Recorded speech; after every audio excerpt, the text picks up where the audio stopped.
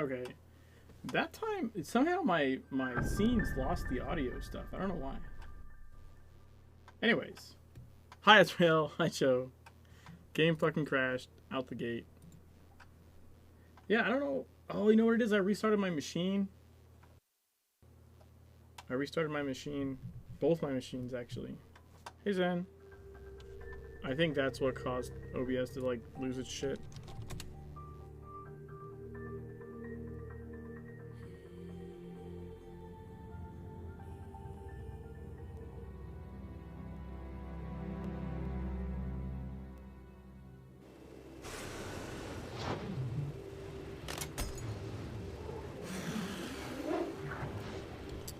That was the wrong... Well, I need this one. If it crashed again, I was gonna be so pissed.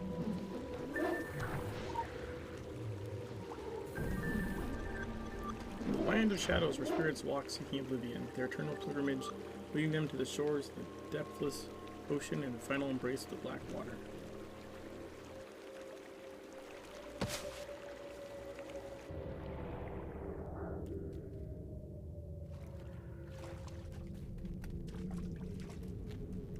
Yeah, follow where the spirits are coming from.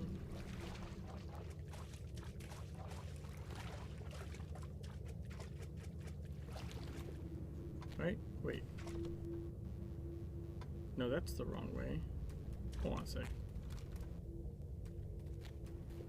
It should be this way.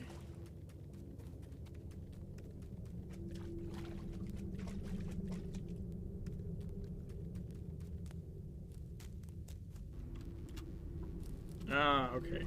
Follow them. I don't know why I thought I needed to go against the current.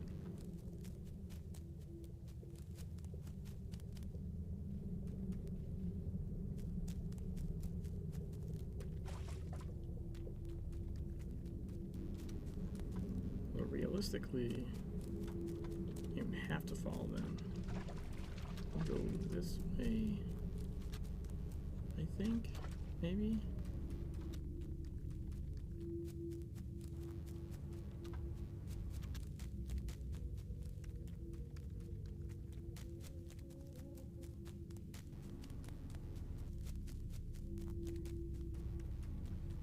You just need to find the area.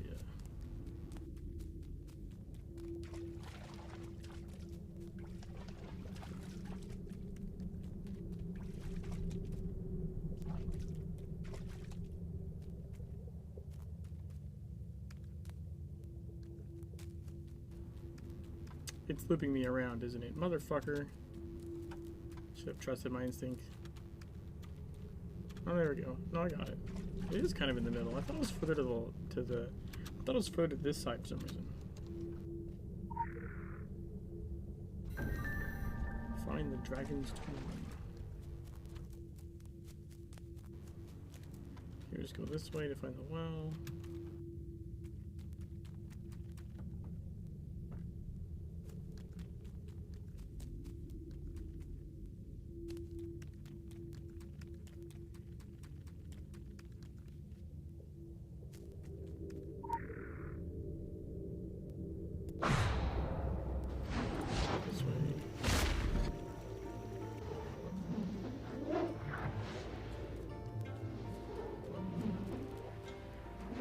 Local bounty detected. Initiating.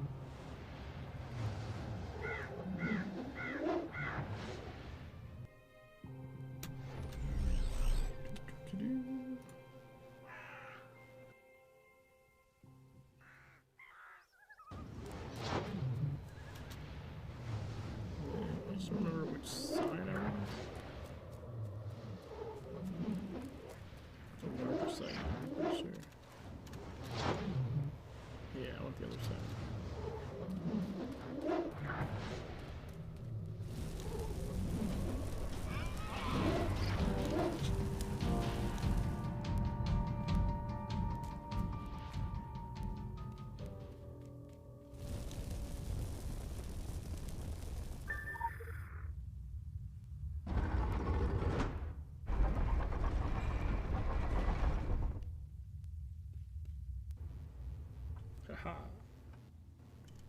Haha.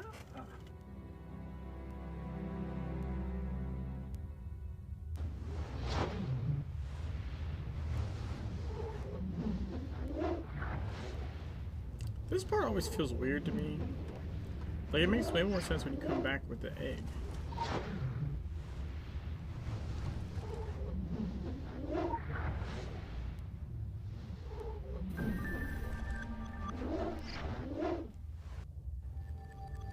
Gather the water with Dracula's egg to capture his essence. But, like, you don't have the egg yet. This part seems weird.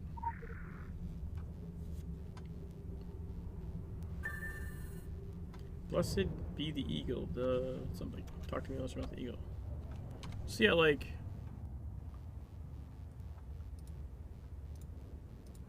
Where are we at? As you dip the egg in the water, something appears to be missing. The egg is incomplete. It lacks the eagle's half.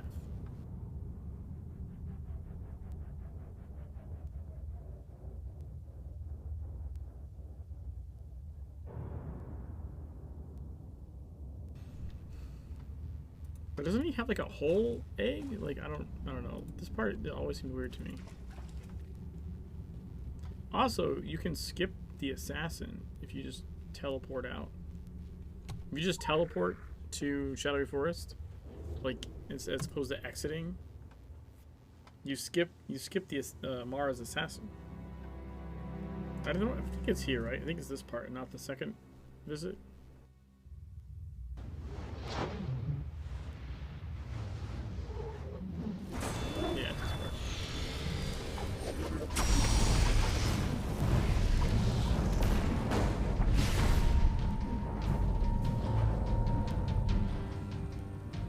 But yeah, you can skip him altogether. If you just teleport out and don't actually exit, you never encounter him, which is kind of weird. You don't remember the assassin? Maybe you teleported out. Is this where you get owls? No, this is... Okay. So you've done life and death. You go there, and then it says, go talk to Milos about the eagle. Then you go to Milos, and you end up going to see the old guy, right? The old Roman guy. And then you bait the girl into being attacked by wolves because you're an asshole.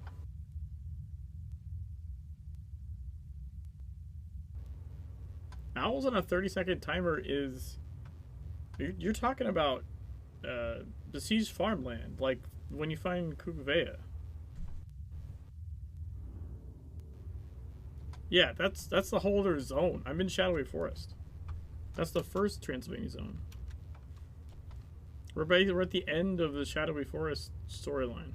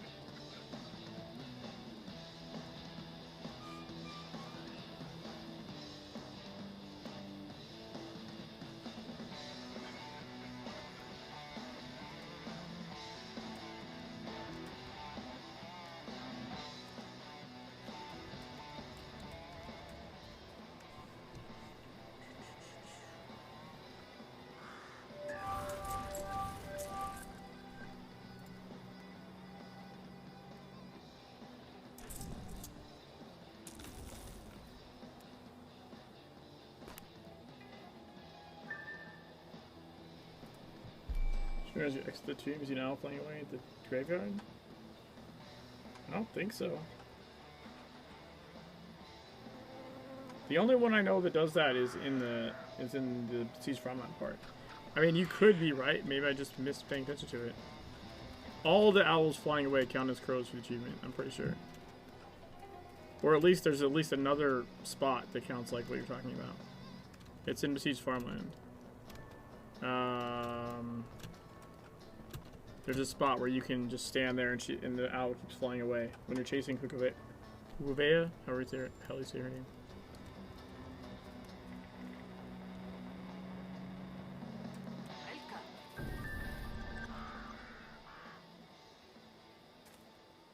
You're not wrong. It is clear enough now that this prophecy concerns us. Kukovea the owl and the dragon, Dracula. But the eagle... There is nothing in our history about an eagle. It's a Roman eagle. Father... I thought I told you to stay away from him, Emilia. He's a good man. He's a man. He's old. He's... really old. Ha! That did not stop your mother. I'm going to stop listening to you now. There is a man who lives in the mountains nearby, Octavian. This eagle is all over his house. It's carved into door frames, hung on walls. He carries a medallion. It's everywhere. The Roman eagle. Not this nonsense again. Octavian has spoken about arriving here with Roman legionnaires almost 2,000 years ago. Bah! He's lying! And you know this because it's not like he'd be the first immortal I ever met. Or ever will meet. Fine, fine. There is an infinite supply of immortals, but Octavian is not one of them. He's just a sad old man who likes the company of... Of what? Of what, Papa? Come on, say it. Forget it. Say it. I'm a beautiful girl. A young woman. That's all, is it? That's the only reason him and I are friends? Not because I'm intelligent or courteous or friendly or interesting, but because I'm young and pretty. No, no, this is not at all what I meant. Sweet daughter of mine. Don't even. And don't talk to me ever again! Oh, Gaia cursed me with daughters and no sons. Oh, at least the rest of them are married off and have escaped this life. I hate to admit it, but she is often right. She's smart. Smarter than me. And if there was any justice, she would take on my mantle when I pass. But the law is the law, and only a male heir can wear this crown. We don't actually have a crown, it's a metaphorical one. I would not waste my time with this Octavian character. Even my daughter, bless her heart, makes mistakes, and he is one of them. He's a bitter and lonely old man who spins tales to win the favors of a young woman. He cannot possibly be your eagle. You will have to keep looking, I'm afraid. There is nothing more I can tell you. And now to do a father's duty and apologize for being an ass. Emilia! Emilia! Your father has been a royal fool! Oh, I feel a bit uneasy about the subplot. What do you mean, Zen? Also, hey, Scooter. Haven't games since December, taking a little break to back to the Spring Equinox event, though. Hey, dude, if you haven't been for the Valentine's event, it's going until March 1st. You should definitely do that. It's really fun.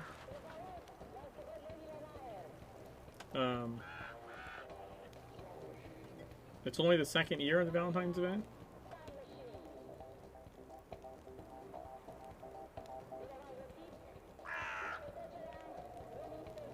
But yeah, it's really cool. The chest is different this year. The chest is a dungeon chest this time, but it's repeatable. And cake. You get cakes. Also known as revolving mass lady event. Hey, Poland. Emilia and Octavia? Like, I mean, the only thing that's uneasy about that part is the shit your character does, which is literally like use her as bait and get her attacked by wolves to further your own agenda. Like, that's the only part that's like messed up.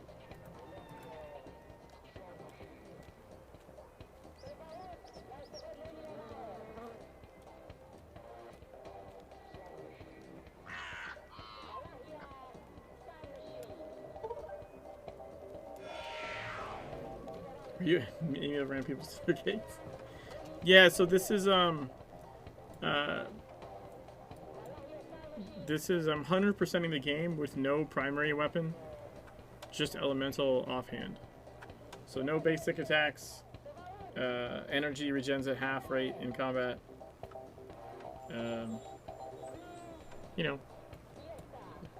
making things interesting.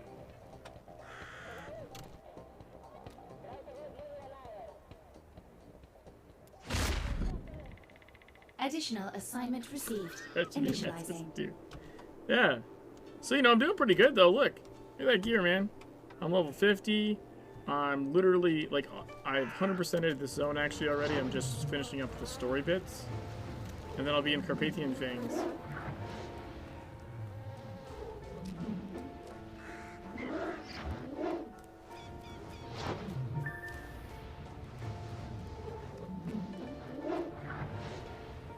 That's what you've been saying, Joe.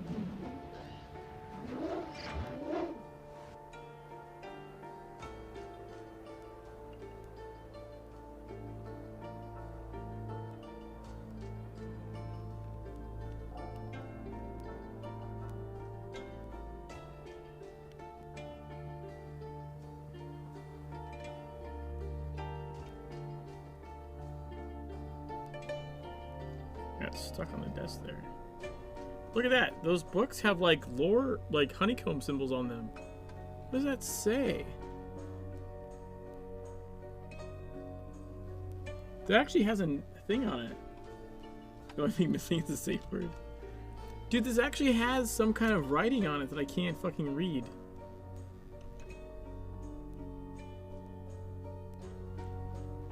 Codex of the... Codex of the Beekeepers? I think?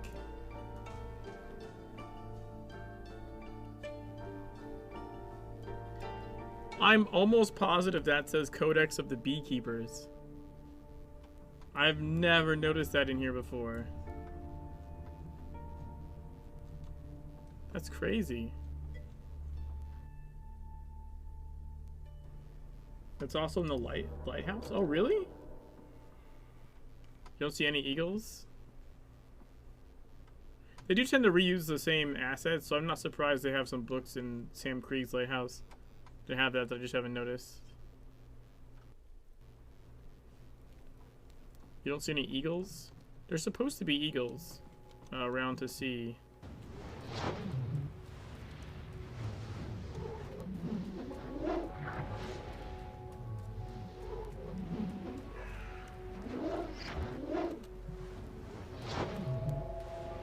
Is there not?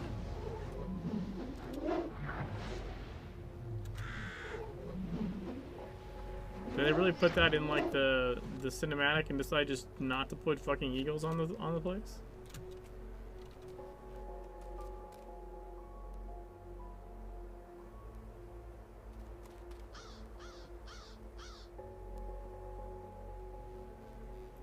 Says they're all over. Use the music from STL. Yeah, the music is the music is really good. That's also what is something I did different. Oh, I'm playing over the shoulder left. I always play over the shoulder right. So that's another thing that's different on this character. And then I have the audio turned way up and like no music. So like, because I generally have the audio lower, so I've really been enjoying the ambiance. Dude, I would have swore I remember seeing like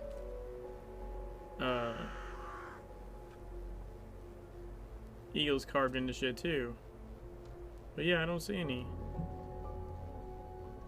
Weird. It's worth playing just like to do Rosenbrawl with the Valentine's event and do the soulmate arcade machine match. Find your soulmate, punch him in the face.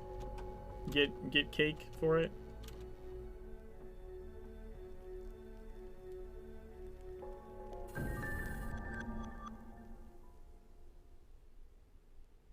Come for the eagle, have you? He left a long time ago. Go on, off with you. Find someone else to pester and let me sleep. Why won't you let an old man simply rest in peace? The irony of immortality. I've been 70 years old for near on 2 millennia, with every ache and pain that comes with it. Lilith knew exactly how to make me suffer. Sounds good, man. And then there's bloody Dracula and his bloody Draculesti. She cursed me with immortality, he with responsibility. I've been waiting since he passed. The fate of this world, he said, in my hands. Well, fuck that. Fuck the world. Fuck Dracula and Mara and Lilith. Fuck everyone trying to turn the earth into their own twisted paradise. I know Emilia means well, the sweet girl. She's as cursed with the innocence of youth as I am with the bitter taste of old age. I've had enough of it, and I only want to be left be. There's nothing worth saving in this world, and perhaps the end of it will also see an end to my curse. Perhaps the death of everything will allow me to finally...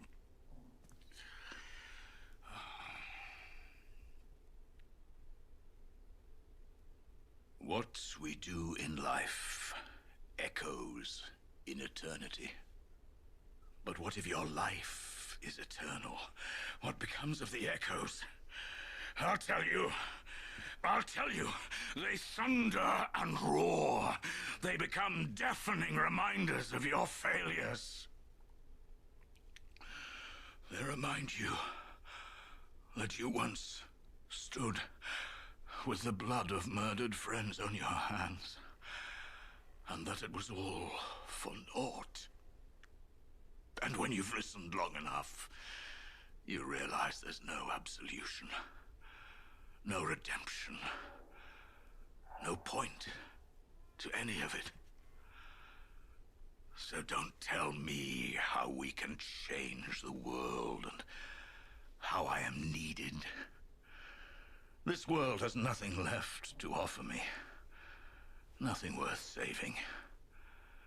And I couldn't care less if it all burned.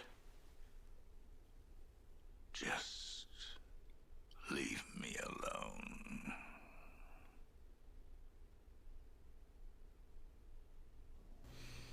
See you, Scooter. Thanks for coming by.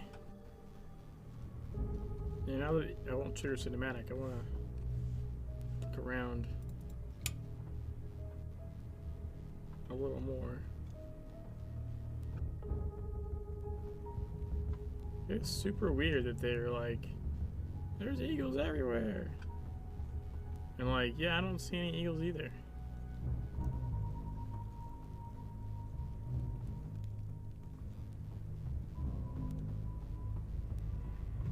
Maybe he remodeled. I see something of my father in you. He must fight because the fight is all he knows. I wish only he could see the little victories of light in all things all around. The morning dew beaded on rusted tank tracks, spiders spreading their webs between abandoned pylons. After all this war is done, the sun will rise and turn the mist to gold. I believe it more than ever. Can you not believe this too? If not for yourself, then for me, Amelia. So now we find Amelia.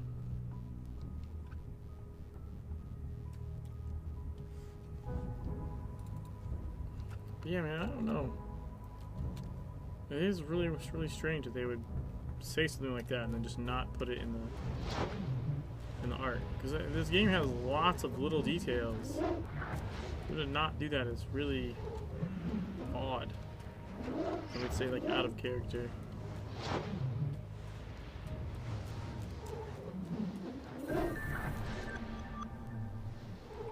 Kill a boar. Place the fresh meat. So this is where, okay, this is where you have no choice but to do this in game. Your character is not a white knight. You're kind of an asshole. I don't care what you want to roleplay. There's no way you roleplay this and go like you're not kind of an asshole. Because you place bait, and then you watch, quote, watch as Amelia is attacked and hope that the plan works. This is your plan.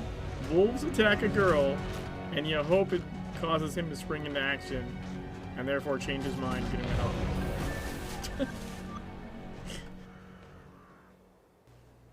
Use a dick. Thank you for saving me, Octavian. I thought you believed that nothing was worth saving. I'm not without a heart, Amelia. No. I know that you're not heartless. You're good. I just don't see the point of fighting anymore. Even if it's just to save one person's life, it's worth the fight. It's worth the pain and the suffering. It's worth the sacrifices. If you can love one person and protect that person, then your life has been worth living. And if it's all destined to happen again, what then? Then someone else will stand up and fight. And someday, maybe the circle is broken and we win and move on. Maybe this is that time. Then maybe not.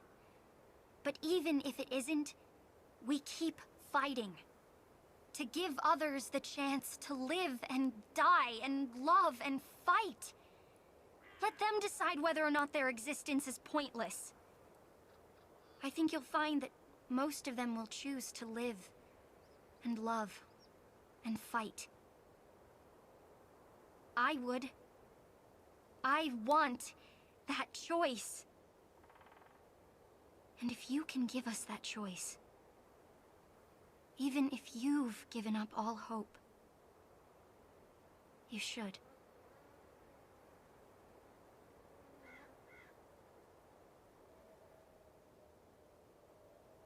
I've kept it for so long, even after I stopped believing in it. He gave it to me for safekeeping. Vlad said I'd know when to use it, when the time was right again. This is for her, not for you or what you represent, but for her and what she represents. She's right. The circle may be broken yet, but if not this time,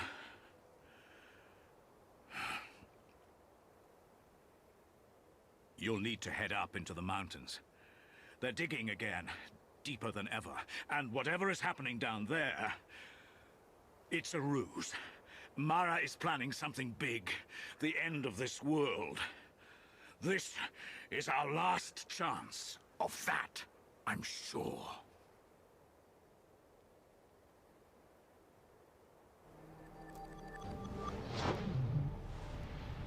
Go back to Dracula's tomb.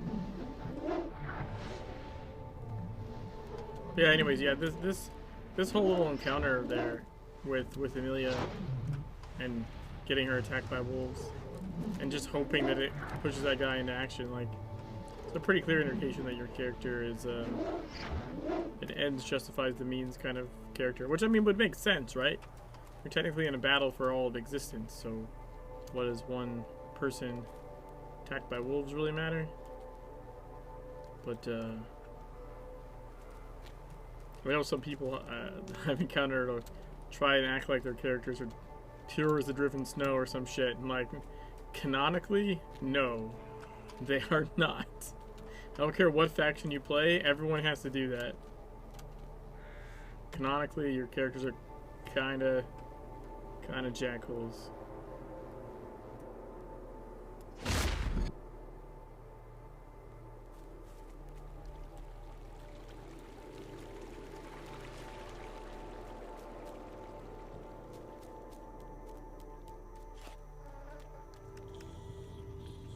Local bounty detected. Initiating.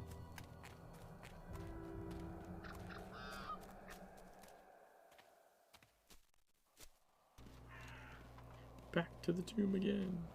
The owl flying away might be after this part. I don't recall seeing it after the vampire. But you go here twice.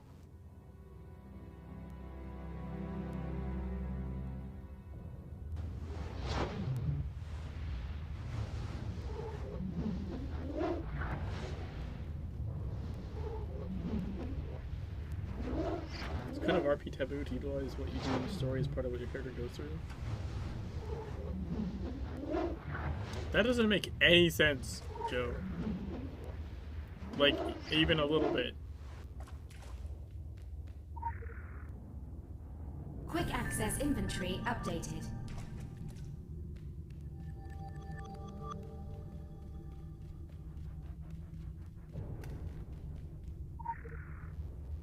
Although the RP may be... RP might not be quite the right word for what I'm talking about as well.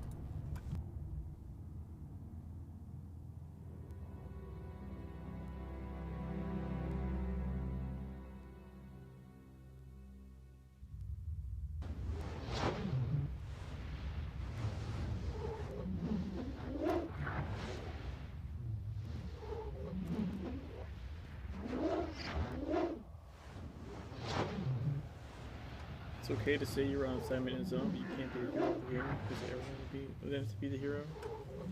But actually, that's kind of true in Secret World, right? Like, they actually do address the multiple hero thing in Secret World. Or, generally speaking, multiple failures. Like, with Saeed, where he just throws the thing off the side of the building.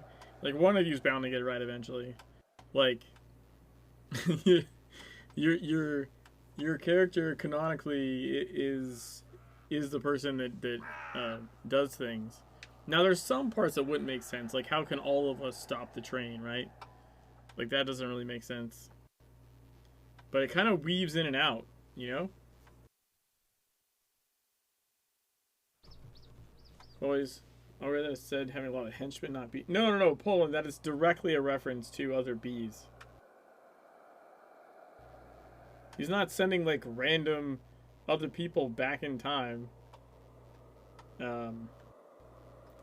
There's multiple spots in the game that clearly reference other bees. Just for example,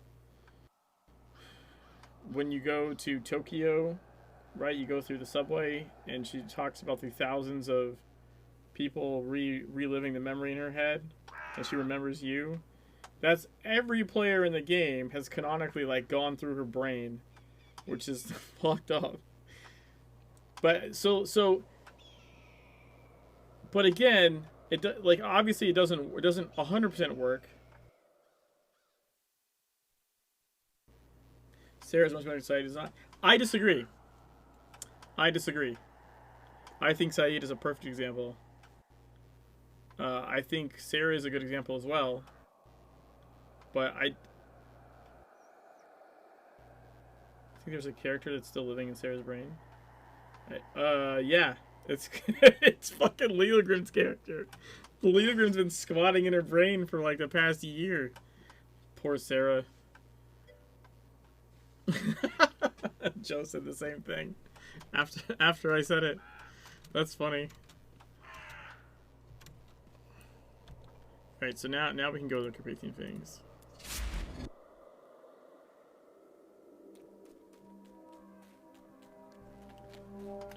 But so aside from Sarah and Saeed, I'm not backing down on Saeed. You're free to have your own opinion, but to me, it's very clear that he's talking about other B agents, because again, there's multiple other areas in the game that reference the fact that there's many of you, even in Kingsmith. Even in Kingsmith, the Orochis on the bridge reference the fact that there's multiple of you. Blue Mountain cutscene with the soldier. So I mean, all throughout the game, there is many in-game references that there's a ton of U's running around. There's a ton of superpowered V's, right?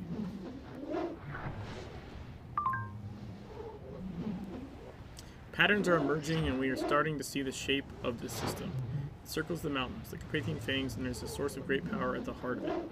Everything else is uncertain. Every event may unmoor the system, allow it to grow and spread, and we're not quite ready.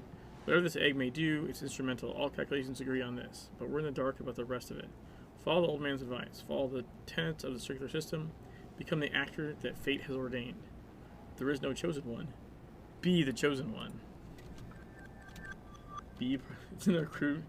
It is in a recruit mission. B problem. There's a lot of that lately. Yeah, it's all over the place. like I said, canonically in the game, all the players exist. Now, obviously, you can't all have done everything, because that really doesn't make sense. I'm just gonna do this first story bit before I start knocking out missions. But there's more than a few of them. Hell, even Poland's favorite stuff is Klein's Angry Earth stuff, which literally references the fact that you essentially like kill him in dungeons over and over again.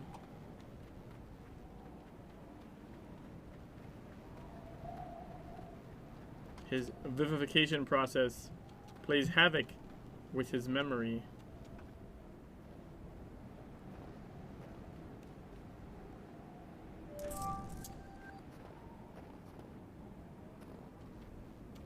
Looks like you killed him once again.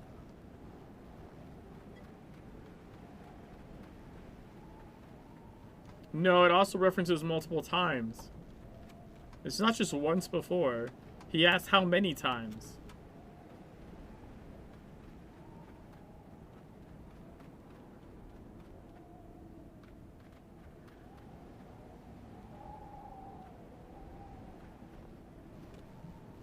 Who the fuck is the little vampire dude? Got him.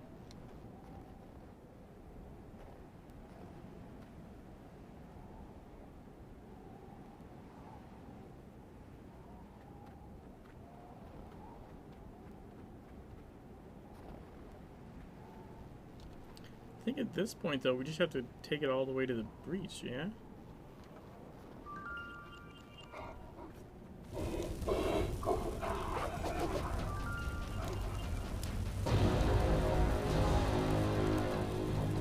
Pretty sure at this point you don't have to keep following them. You can just go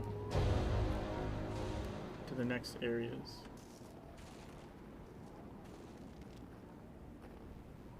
But it is handy to unlock wells.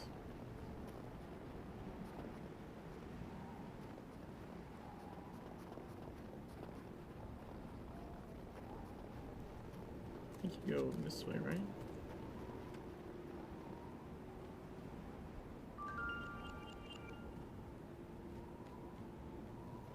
Yeah, it's this way.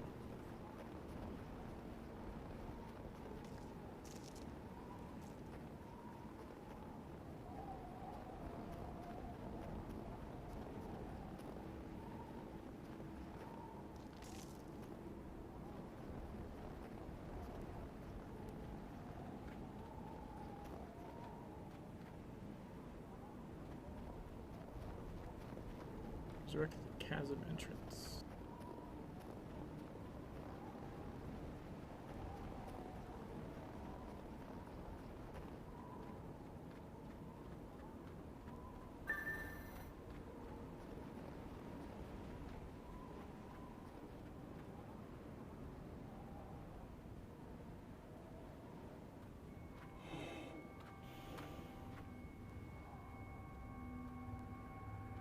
What the fuck are you doing out here? Get back to work! Apologies, Mistress Mara, but we can't do anything more. You will continue to work until I tell you otherwise. Do you think she will be as accommodating as I have been? No. She will have you all tossed into the breach. Every day, we lose more. The workers are getting restless. There are strange gravities. If we go on, what more can we do? We are scratching at an impossible door. Whatever is in there, we're going to open it up and bring it out. But Mara, it's not... No excuses. Get it done. She'll be here soon, and she won't give any of us the benefit of the doubt.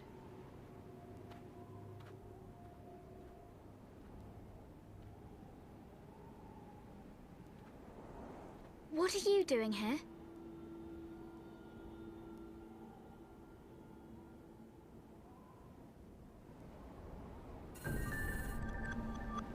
Follow him. There's something you need to know.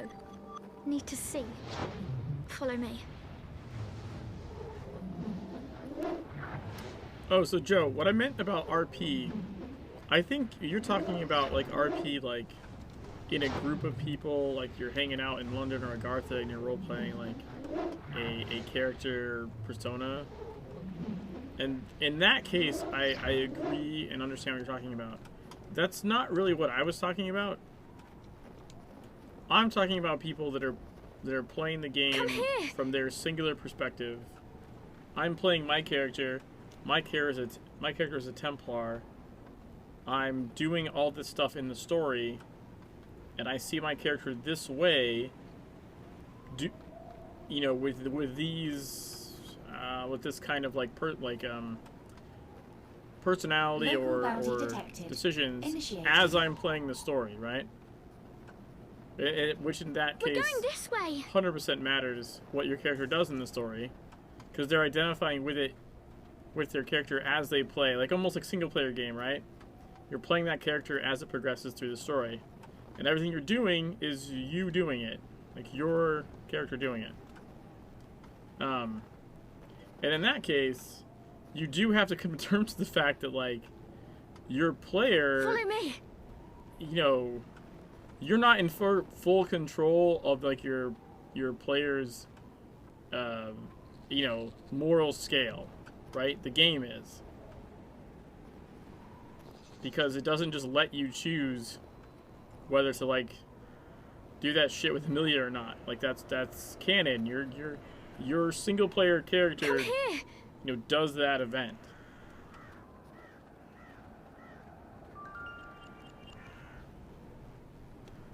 What's really funny to me personally is I was talking with someone like via like someone else's stream about Secret World, and they were saying that they were playing it like they were like in their head they were super, come on, follow me, like a righteous Templar, and they would never do what your character does in that sequence.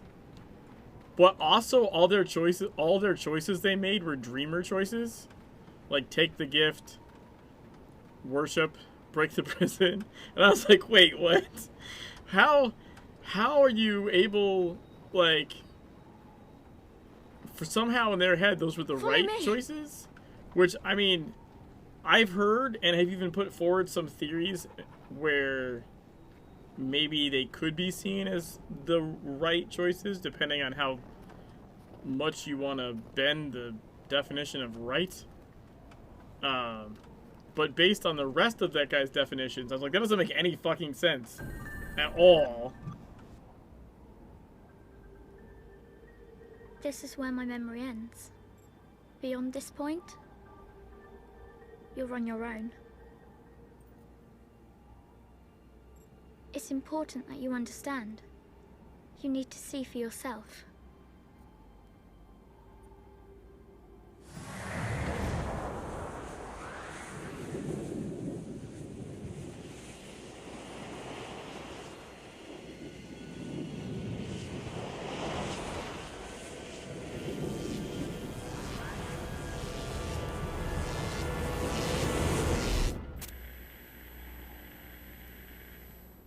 We fled the breach.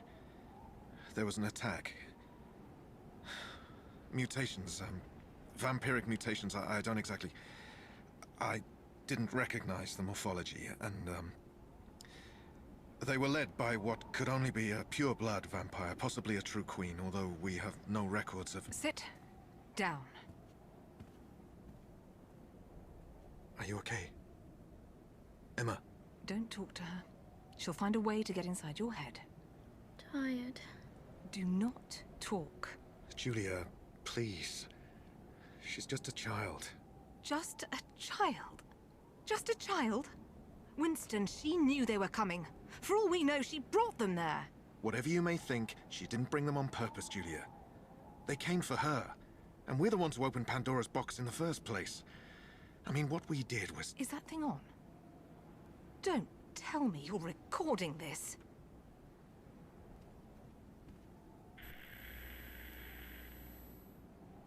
You need to get help, okay? Something bad is going to happen here. They're still coming for me. And I can't do this on my own.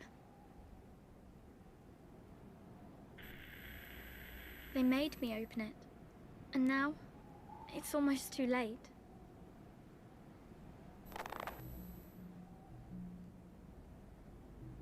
All the sites appear to have been hit concurrently. This was a coordinated attack on the Prometheus initiative. We believe... The research? Our equipment? They were coming for all of it. And the subject? Emma. Emma was most likely their primary target, but we got her out of there. We also brought with us the most important papers and samples, but we don't yet know what they got their hands on. The self-destruct sequence was terminated. That can only be done by someone with the right codes, the right access, the right biometric readings. It was an inside job.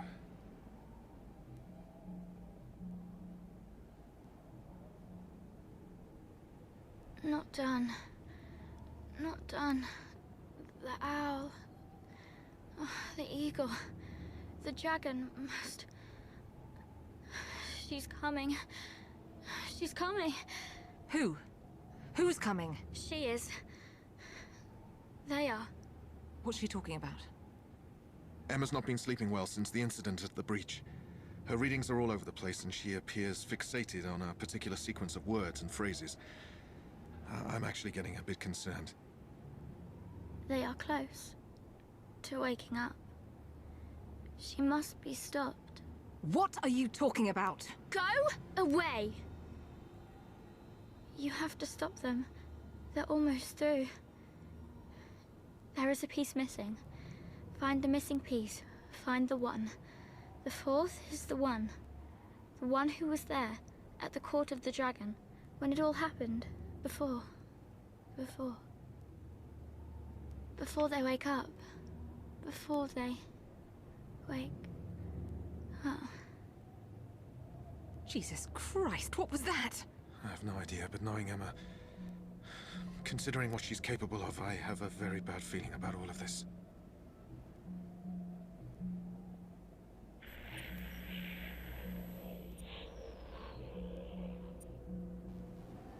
Zen, I think you're thinking about the issue 7 stuff.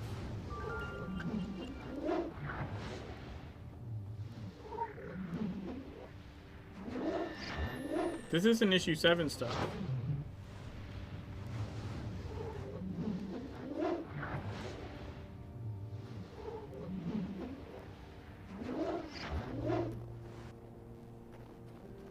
Like, this Emma stuff is part of the continuity.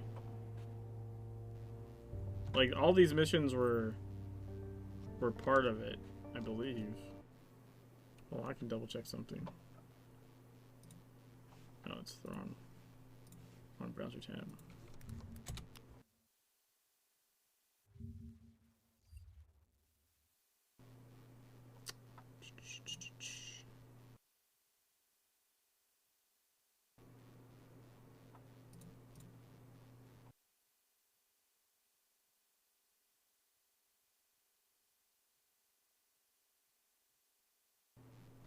Yeah, so in the original Mortal Sins, you follow Emma. So after the Mara cutscene, you follow Emma to the cabin and another cutscene plays, and then you go find the one. I don't know why the legacy site is so fucking slow.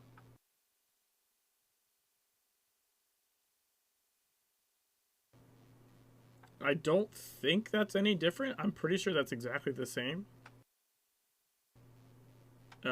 But what you're thinking of is I believe, is what happens. So the entirety of issue 7 doesn't happen during the zone. The game has you finish Carpathian Fangs like normal, go to your fucking faction handler, then it's like, hey, by the way, go back to Carpathian Fangs, because the issue starts in Besieged Farmland.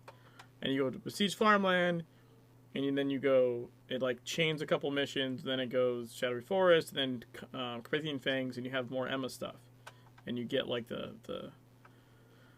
one with the sled, you get like the nursery and all that stuff. But this was part of the original like TSW chain. Now, was the cutscene itself exactly the same? I don't honestly remember, but I think most of it was the same.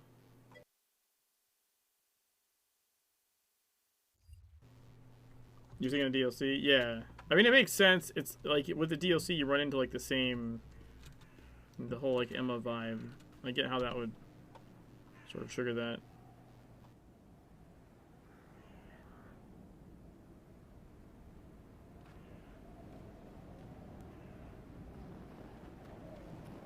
Trigger that recollection.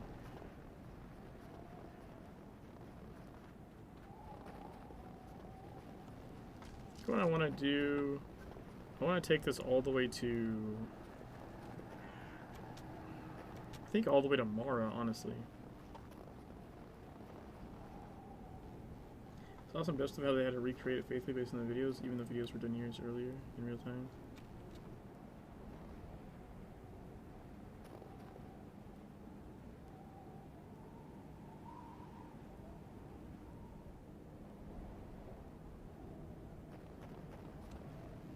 Oh, maybe.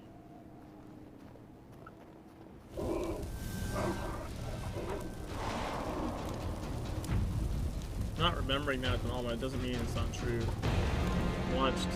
I'm pretty sure there isn't like a dev video I haven't watched, but that said, I've watched, you know, probably like hundreds of hours or something. So I can't possibly remember it all. Certainly not off the top of my head. Even if I had a good memory, which I do not.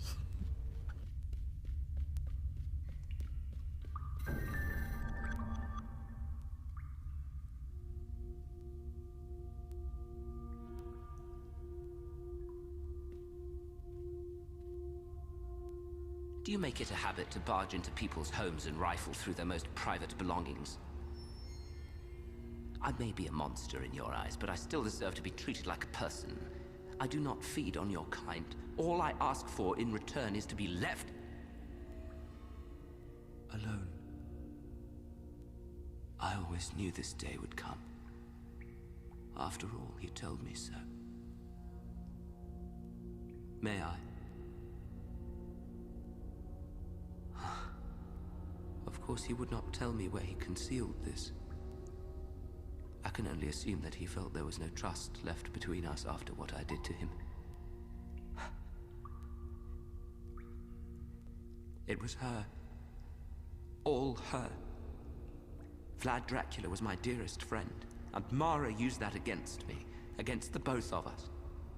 And then, cursing me with an eternity of regret, she made me into this. My flesh was weak, granted, but I never meant to betray his trust. He came to me before his untimely death, told me that repentance was possible, but I would have to stay here, wait for the time to come when she would rise again, and aid whoever would bring his life force back. For 500 years I have waited. All because of him. Cursed his name. I know he gave me the key to his resurrection for one reason. Not because we were still friends, it was too late for that. And not because he truly trusted me. We were bitter enemies at the end. No, he made me a part of his legacy. His prophecy. Because he knew that I am Mara's one weakness. To get to him, she risked everything and made me into who I am. I am her creation. She is my queen and my maker. And that makes her very afraid of me. Mara is merely the tip of the fabled iceberg, floating in a vast, dark ocean. But she is important. Without her, they will stumble. Do not ask me any more than that, because I do not know. I hear fragments, I read broken sentences, that is all. Whatever she is doing here, it must be stopped at once. It is beyond dangerous. We can all feel it, how close the darkness is. I cannot defeat her, of course. But I can help you get to her. And I can help you bring him back. Together, we may just have the whisper of a chance against Mara and her army. What do you say next time you say just so you can remember? So, I mean, that's kind of messed up. to you know, mess with someone over their disability there, Poland. But when I say I distinctly remember, I mean it's unusual for me to say something with certainty because I have a faulty memory. But like, it's faulty in the sense that my recall is just not always there when I want it. But if I do remember something, it's generally correct or pretty close to correct. Like, it could be partial, but it's you know, it's from head injury when I was a kid.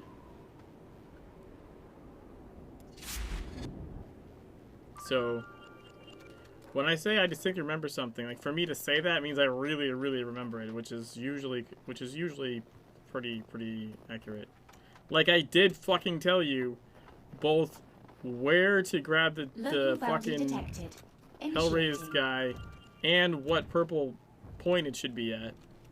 But you were not you were kind of just blazing through that dungeon when we ran that one. So I'm not surprised like you skipped past it or maybe just didn't understand what I was saying. Finally, you're here. She protects herself well. Also,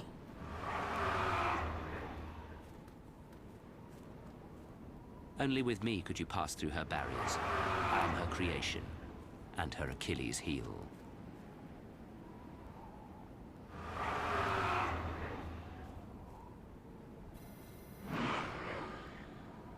This is it. Beyond this point, there's no way back. also, it was pretty funny. So, I joined Fant's dungeon. And Drenth was in there, and randomly we got, it was like an E5 or E8, I don't remember. Whatever he said, I think it was, I want to say 5. Anyways, we got Hellraised, and when we got to Hellraised boss 4, Drenth was all, wait, stop, we need to get the timing right. What let us go.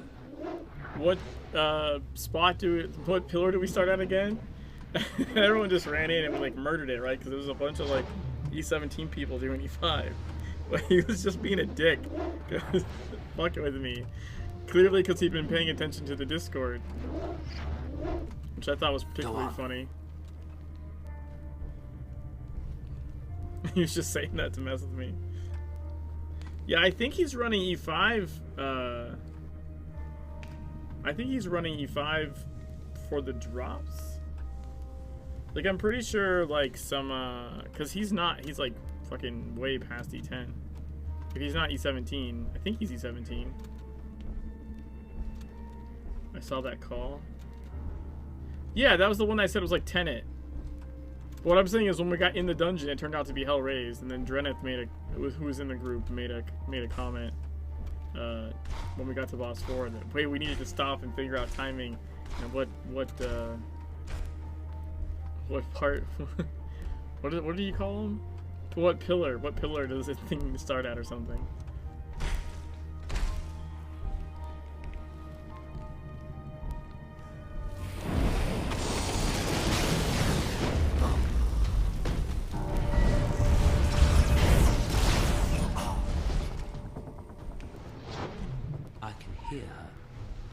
She is confused and concerned.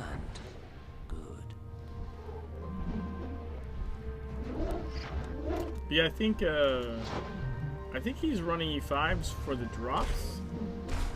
Possibly. Pretty sure that's where you get Frozen Figurine from.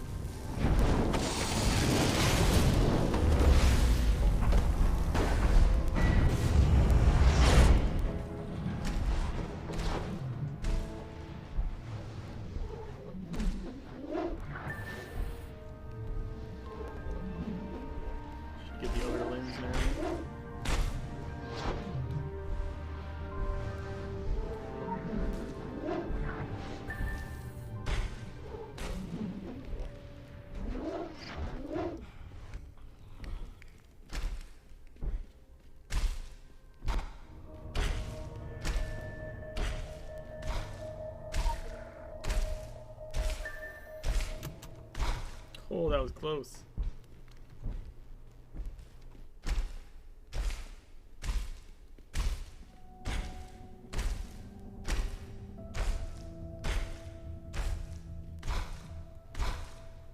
There it is. And then where do I go?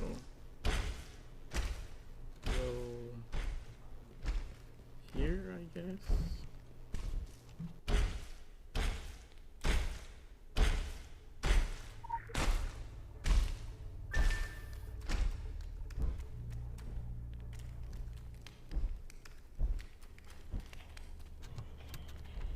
There we go.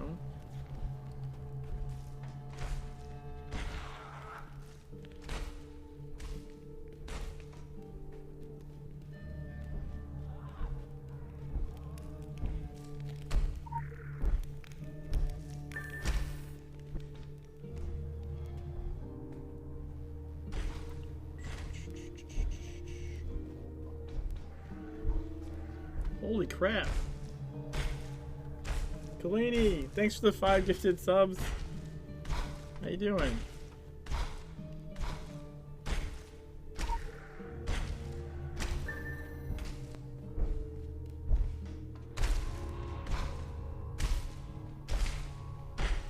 Not too bad, not too bad. I need a haircut. Stay focused and stay with me. Oh, what?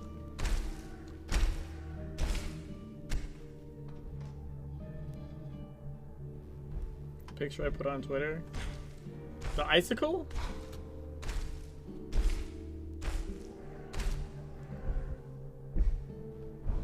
Or the tweet for tonight?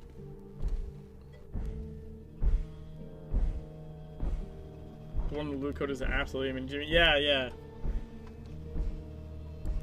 Wait, which one is the, which one was wearing the blue?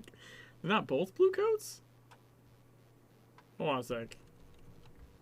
I don't remember what, oh, the other one's kind of gray. Yeah, yeah, the older one, yeah.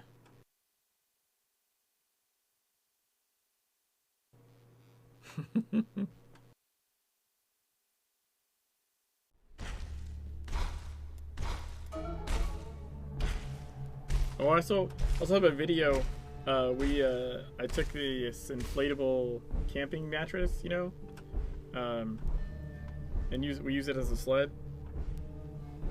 So we went sledding down the hill. It's like Jimmy 30 years ago. Well, a little more than that, but pretty close, I guess. We'll call it close enough.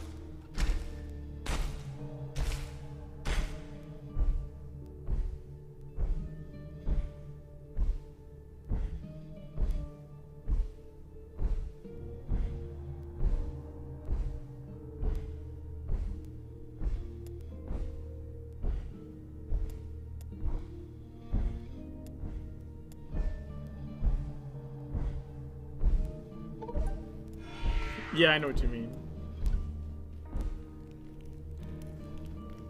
I don't think I need an interrupt here. I could probably just go with the valley.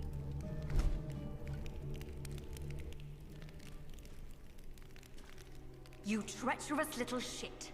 Now that's a bit ironic, isn't it, coming from you? I don't see how it would be. You've brought company for dinner. How considerate. I enjoy your kind. There's nothing like a good fight before a meal. I miss the opportunity to flex. I'll deal with you after.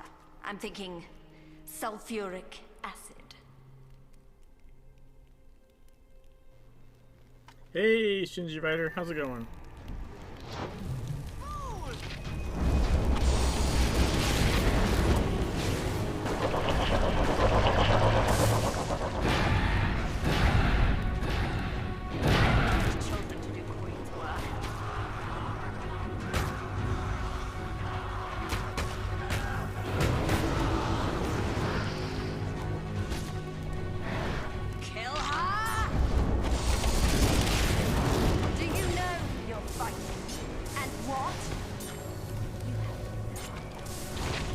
If you want anything done,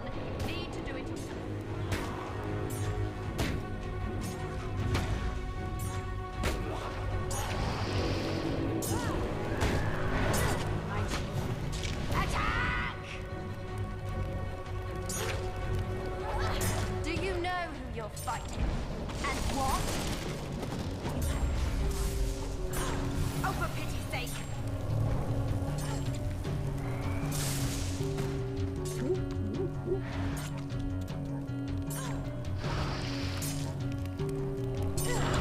My children. Attack!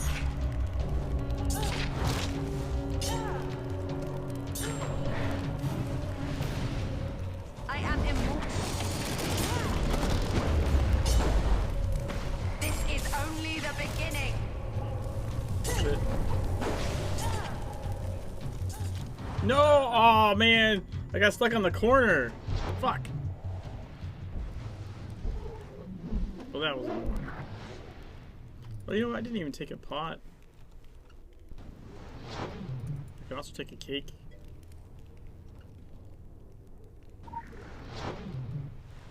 Hey, Dark Hearts. Fool!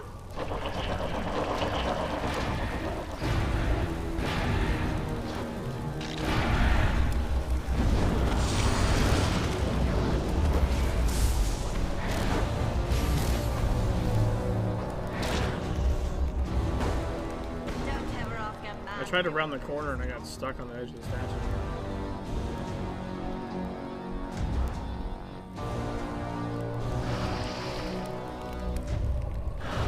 My children. I want to wait for her to res them before I attack. I am immortal.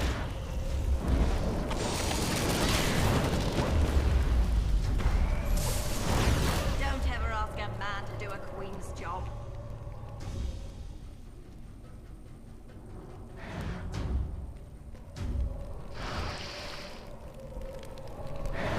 My children. Attack!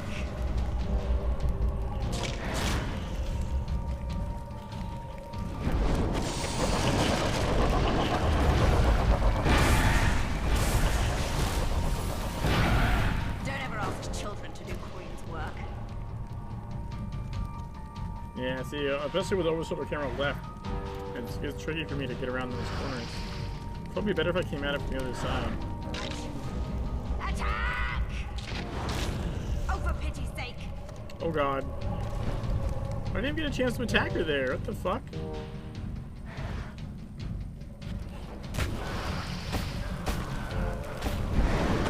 Minutes will destroy you all.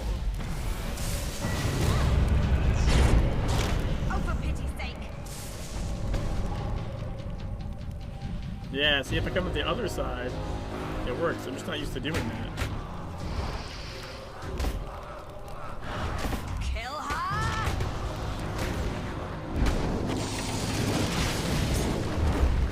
This is not over!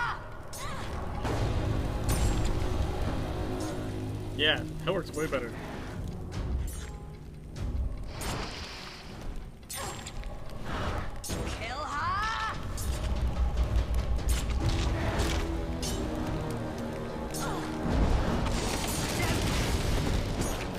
Oh, got her.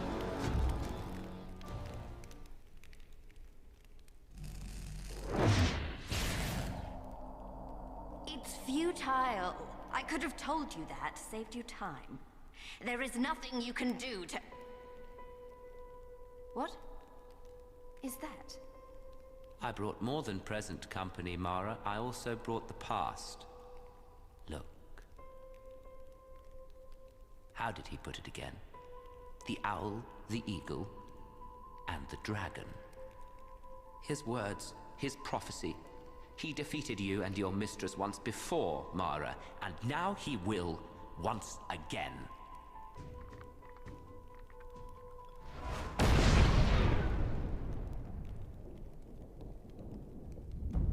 Mara, my love. No, it's not possible. And yet, here I am. You're dead. What is it they say? Love never dies. Oh, please, spare me. You're not even real. Real enough to destroy you. Love never dies, right? No, Mara. But now you will. For I am vengeance. I am your bane, and you will fall.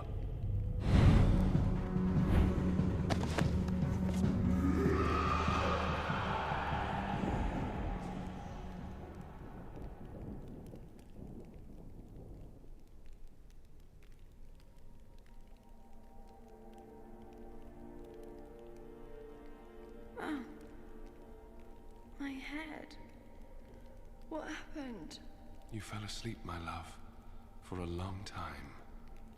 I had a terrible dream. You're safe now. So tired. Just go back to sleep, my love. I'll watch over you. Thank you.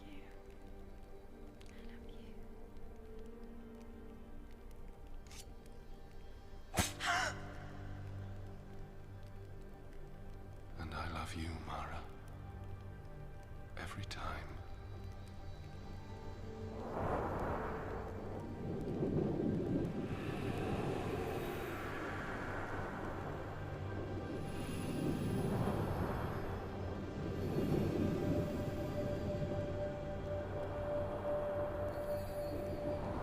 Just again, another like, this has all happened before kind of thing.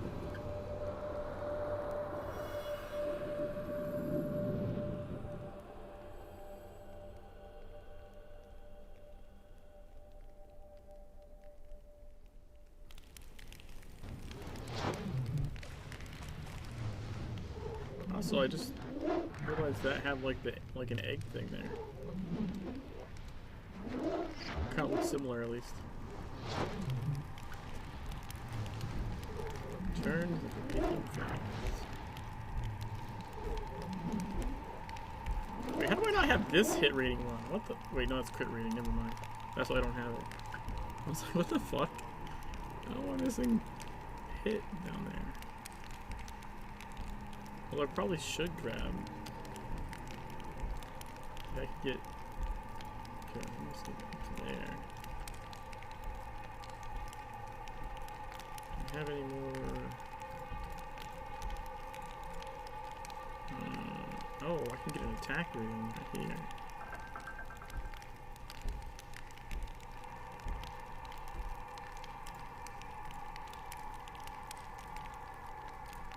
And another attack rating.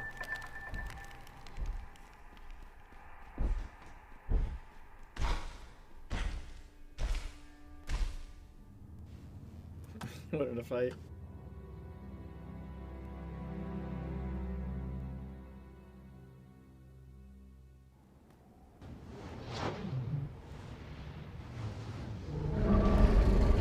Oh, I got 40 AP. I can get another capstone. Boom.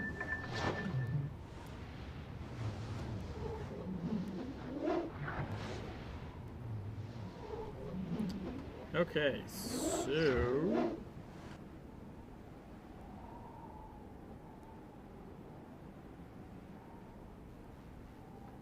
is this the side machine?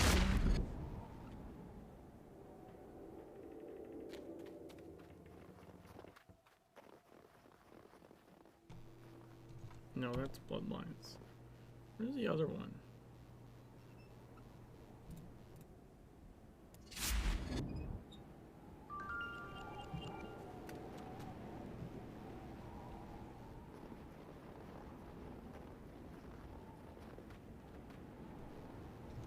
That's Frostbitten. It's not that one.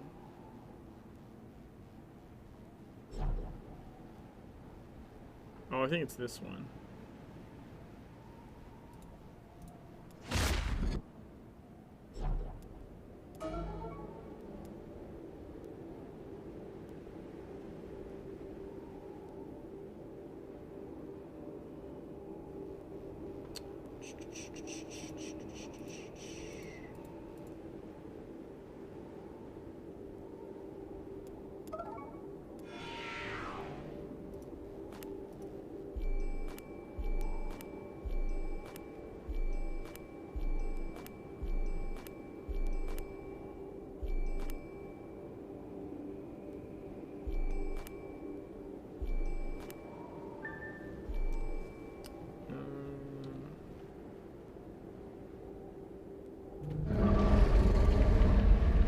To go to the breach, aren't I? Just so it stops doing that nonstop.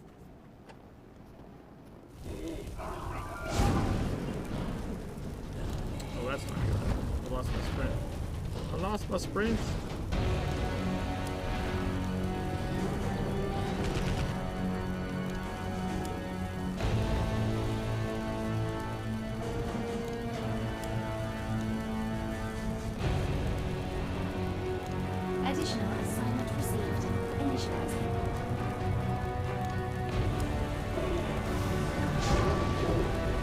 You were having that have hit me. I was outside of those lines. And it has a cast time.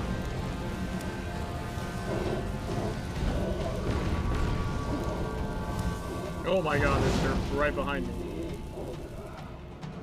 Okay, they left. They ran away.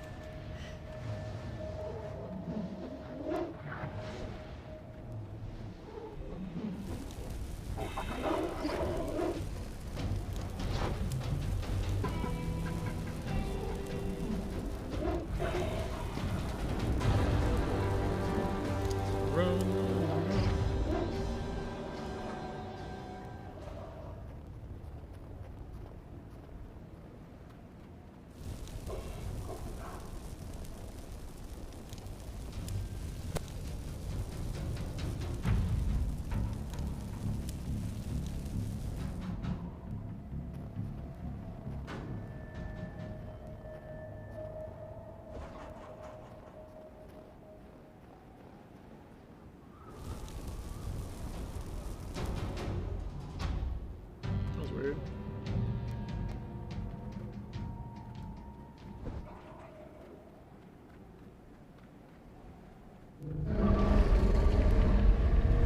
Yeah, that's gonna get annoying. Okay, I think it's this thing.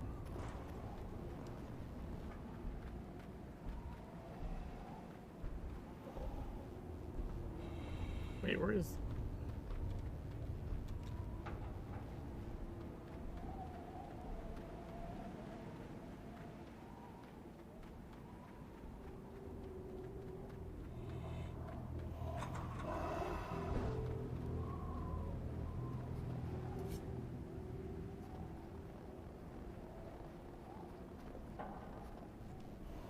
Quality assurance. You find a small backpack filled with serums and an injector. Test the serums on nearby super soldiers. Quick access inventory updated. You're not a super soldier.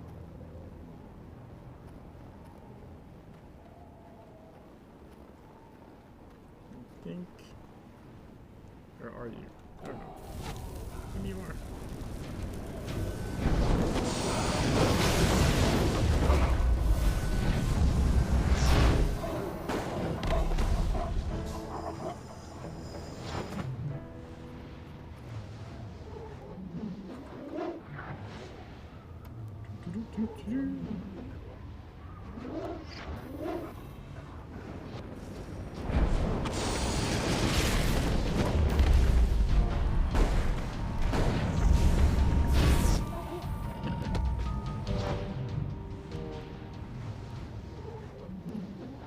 Now I need to administer serum C.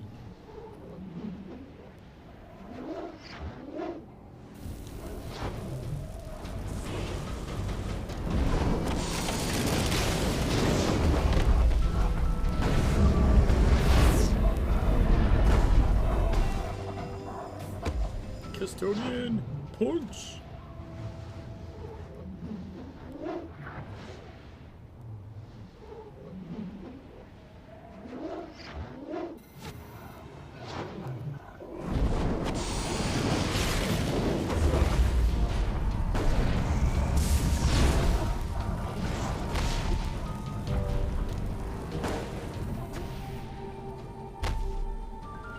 Yay, I need to defeat one more super soldier. Can you guys count?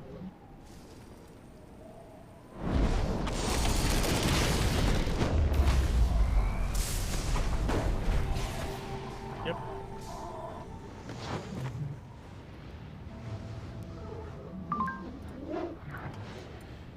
That the Red Hand would attempt to fashion stimulants to improve the performance of the manufactured army should come as no surprise to any of us. It's what we would deal under the same circumstances. It's an easy calculation. While the effects of the serums on the vampire need so immediately strike us as significant, I want you to keep working on the assumption that all data is important data.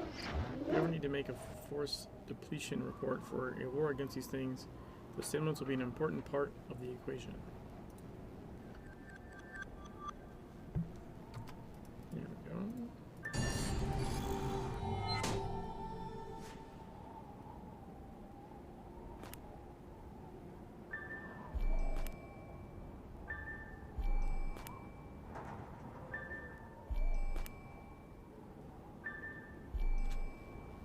Alright, we're gonna go to the breach, I guess, because I don't want to keep hearing the fucking shaking the whole goddamn game.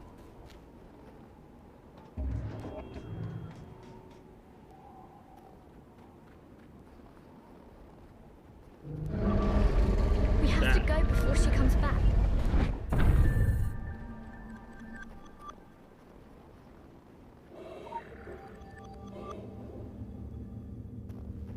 Where the fuck's Emma at? Emma? There you are.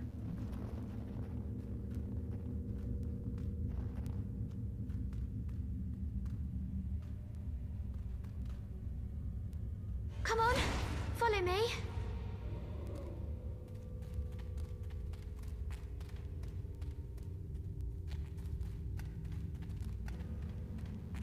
This place is crazy.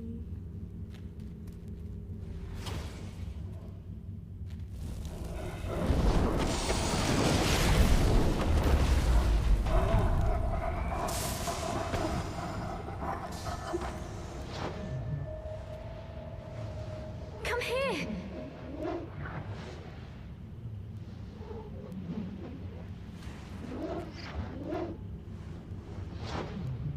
What is this? What's going on? Someone talk to me right now.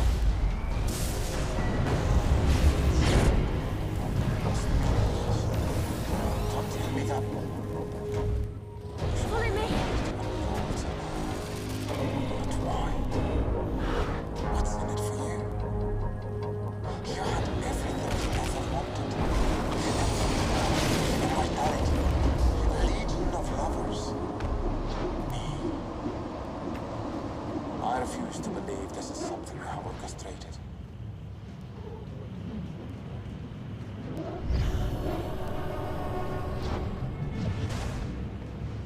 Follow me. Damn, I didn't get to see her. Took too long fighting shit.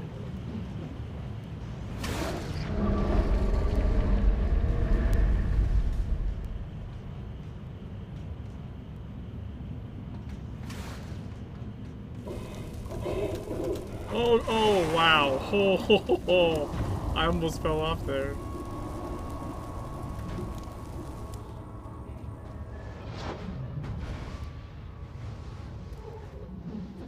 There's something down there. Something old, something terrifying. I don't know what lies beyond, but it's whispering.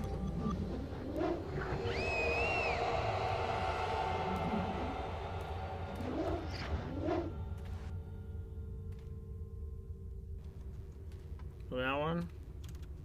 Yeah, sometimes you can grab through.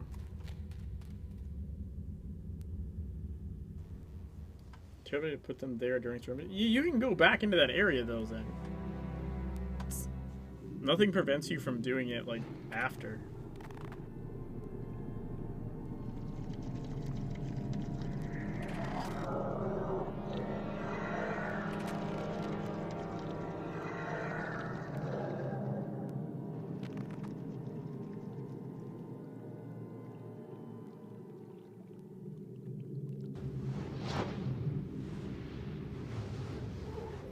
Yeah, you see honeycombs, all your attention goes to honeycombs. Yeah, that's a problem with you, not the game.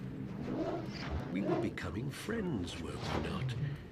We treasure our friendship, your loyalty. We are so close to freedom, we don't want anything to get in the way. You will be rewarded for your sacrifices.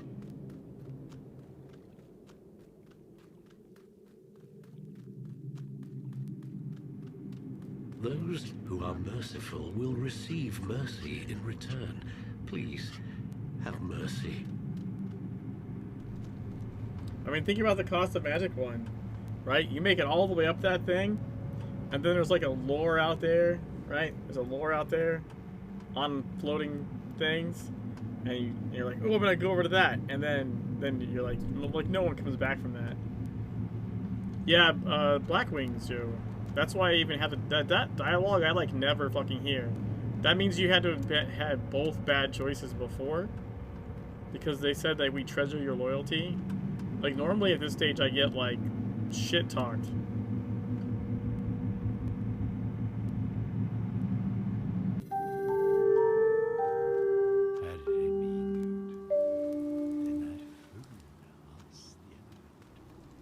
Okay, yeah. I remember this time.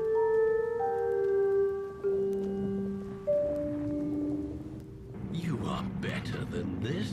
Better than being a mere tool in their hands. Come on, wake up. Smell the stench of betrayal. What are they trying to hide from you? Ask yourself that question. You humans are so proud of your free will. Use it. Yeah, so this part's like more normal, but that beginning dialogue, when you first jump in, like if you've made anti-dreamer choices prior, they're pissed. They don't say like, we treasure your loyalty.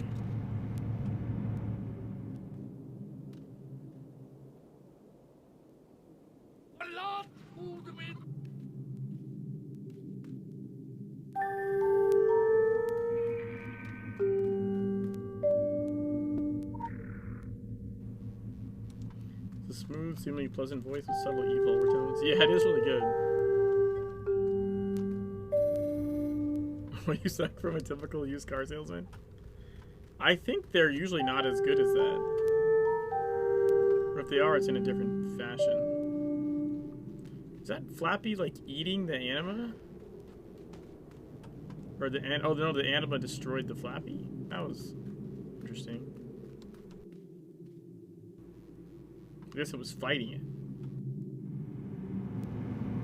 Well, I thought it was eating it at first.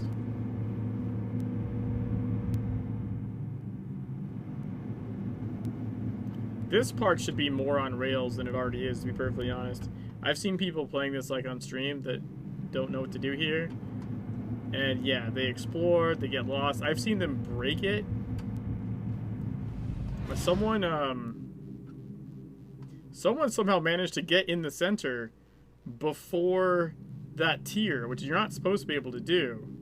So they were on this tier of find the next failing Gaia engine, and instead they were in the center area, not able to progress.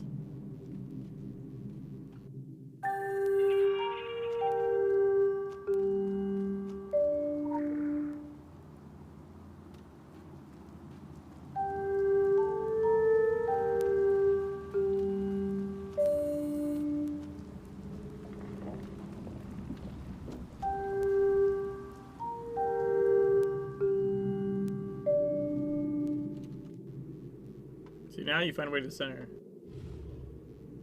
I didn't realize stacking effect on their engines was to indicate corruption and not just graphic glitch.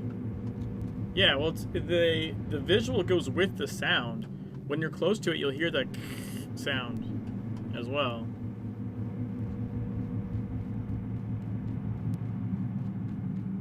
That's what it means.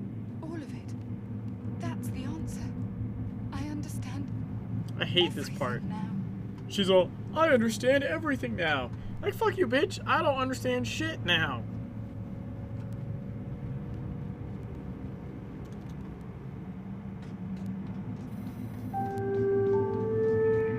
Repair the prison or attack it. So, we're gonna attack it because, you know, this is it. We want the dark choice.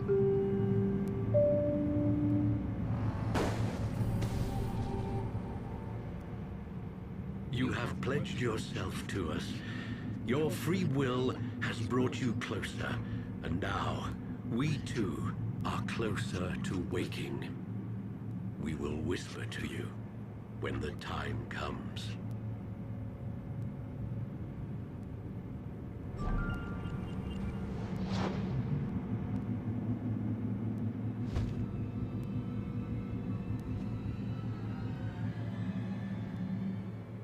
Interesting. I can never tell with you humans what lurks beneath the surface. Free will is a curious thing. We are standing on the source of boundless power. Power that can change this world, all worlds, and bring light to the darkest places. The bonds that contain this power are weakening, and we have to be watchful. No one benefits if they are unleashed without governance. Together, your kind and mine can control and harvest this power and work to bring about the dawn of a new Earth. A new Gaia. Free will is a fickle thing. I will never understand it. Nor can I claim to understand humans. But I believe I understand you. And I believe that in time we can find an understanding. Be cautious and vigilant. Dark days are coming, and you will be asked to make choices. Don't let free will blind your path.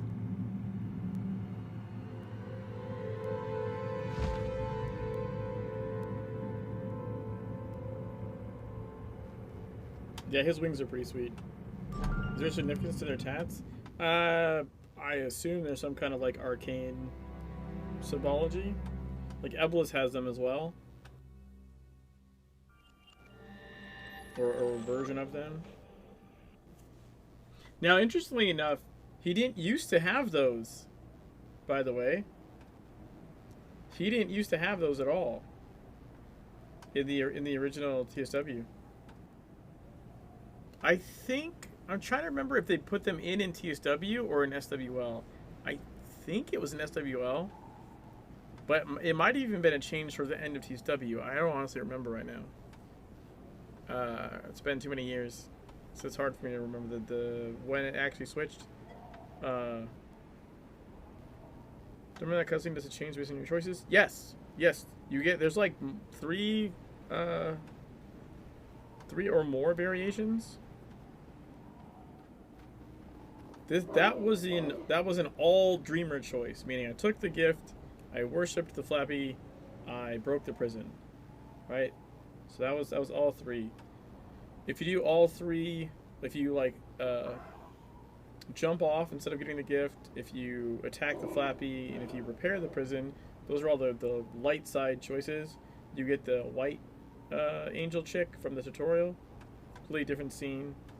And then if you go like, I think if you go 2 light, 1 dark, or 2 dark, 1 light, like you get a slightly different variation on the scene. Like you'll get yeah, you'll get a different variation on the scene. Like bits are different. The Vampire Queen is no longer part of the equation. She's been edited out. The big unknown here is the breach. Mara received her instructions from someone in the Orochi group is a significant factor. So we've yet to ascertain why and how. Whatever else is happening, there's a storm brewing in Tokyo, and Orochi is at the heart of it. We are thrilled and intrigued. Our workstations are running hot. New models are emerging by the minute. There's chaos, and we will control it. We will harness and manipulate it. We will force a new system through, and it will be in the image of the dragon. That's what we've been waiting for. The perfect storm. The dragon awaits when you are ready. You have done well. You are a sharply honed instrument of chaos. It's the same as Dark, same dude. No. So okay, Joe, I don't mean that the character, like if you do Dark ending, you get the Dark guy, even if you made 1 light choice. But the verbiage, I think, is slightly different, or like one of the clips is a little bit different, if I remember correctly. I could be wrong about that, but I want to say there's like minor variations where it's like they'll say something slightly different. The dialogue in one of those little cuts is different. But I could be wrong there. But 100%, I am correct that he didn't used to have tattoos. That he did not used to have tattoos. I think it was a design. It was like a design choice later. And I don't think they ever fully explained, like, I don't remember like a release of them explaining why they did that. But my personal conjecture is it's something to do with like tying them to Eblis more concretely, because Eblis is covered in the tattoos. And then the white one has none, so there's like a bigger separation between the two types or sides, whatever you want to call them.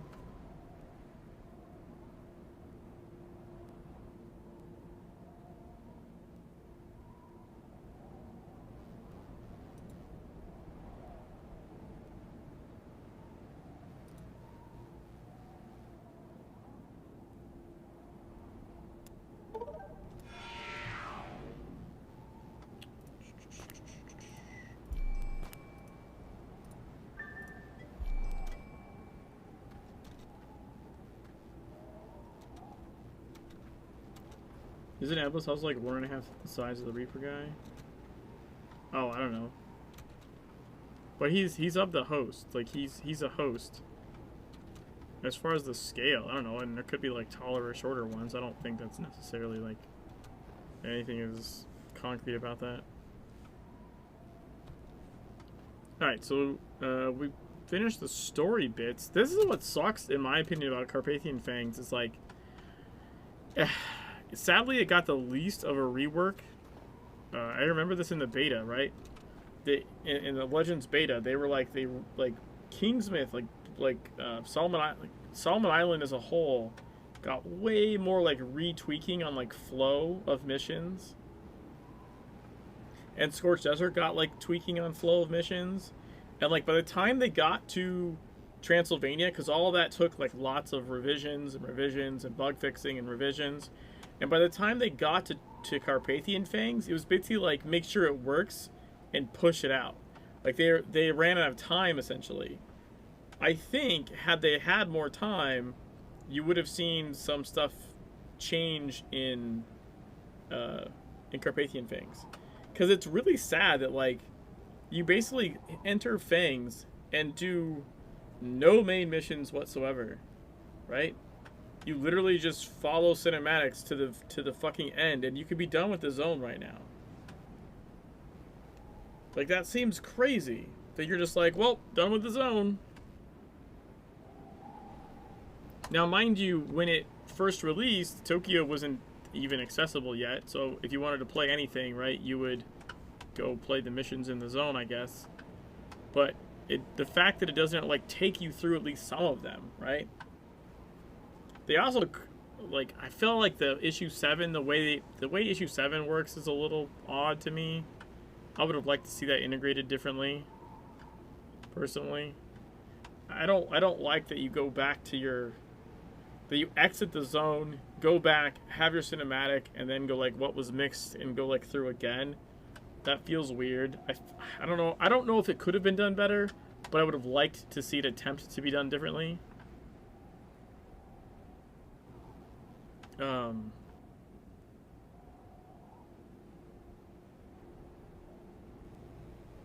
Even if it was in such a way that like, even if it was mostly the same, like, let's say you finished this part, and then it was like, I don't know, go back to BF, and, like, go back through without having it really leaving and going back to your faction handler and stuff. I find that whole part weird. I don't know. Maybe there's not a better way to do it. I just don't really care for it. There may not be a better way to do it. It might just be, it is what it is. That's as good as it was going to get.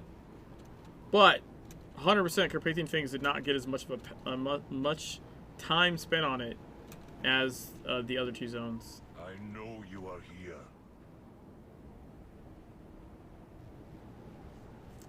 A dying breed. Trajan has long been dissociated from his kind. Now, for reasons that are obscure to him, a pack on the prowl is out to kill him. Track down the leaders of this hunting party and discover the source of their call to slaughter. Main story BF is really like 2 missions. Find out and fight a girl and go down south. Yeah, no. So Zen, my problem with the whole zone. Transylvania did not get like any time, like really spent on it. In fact, towards the end of the beta, something was broken, I think, and you couldn't even 100% complete one of the zones. I remember in the beta 100% completing all the zones, like this, in the span of like, I don't know, like a week or under 2. I think a week. They were resetting between like wiping your character and you had to make new characters all over. They were resetting every week to 2 weeks. It depended. There was some that was like weekly, and then there's some where like a wave lasted like 2 weeks, I think. So easily in the span of 2 weeks, I 100%ed like everything in the beta, and then you got to Carpathian Fangs, and you couldn't even 100% it. Some shit was broken, and I remember it being like that. I think basically they knew what was broken and what they were gonna fix, and then like they stopped testing. So like, That's what I mean. Like, Carpathian Things was at the tail end of the beta testing, and it got the least amount of love as far as, like, reworking stuff. Like, I would have loved to see the story not just, like, shove you through Transylvania, like, on a fucking bullet train, and actually, like, you know how, like Kingsmith will say, like, you know, go do this mission, or go do this mission for so-and-so, go do this mission for so-and-so, right? Or like how Scorched Desert got the train issue, like, shoved in as part of the story, and it makes you go do it. I would have loved to see more missions, like, in Transylvania incorporated into the story. I think the experience would be a fuller experience. And I mean, yes, you should, as a player, go play all the missions, and hopefully by Transylvania you know how the game works and want to go play all the other missions and see all the other cinematics and everything. But it still just feels a bit lacking that it doesn't incorporate more of them directly into the story chain.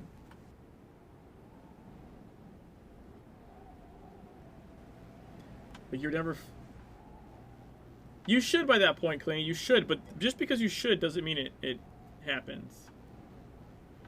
Are you trying to... Okay.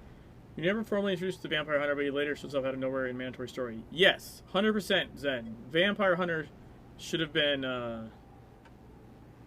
This is G, I can't wait for the mobile release. I wanted to say thanks for recommending me Blood and Elemental. It's going pretty well. Nice, Swan. Zen, did you mean Lydia? Because that's...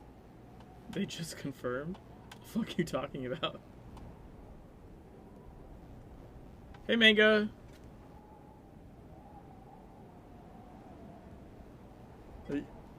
You're trolling the shit out of me, G.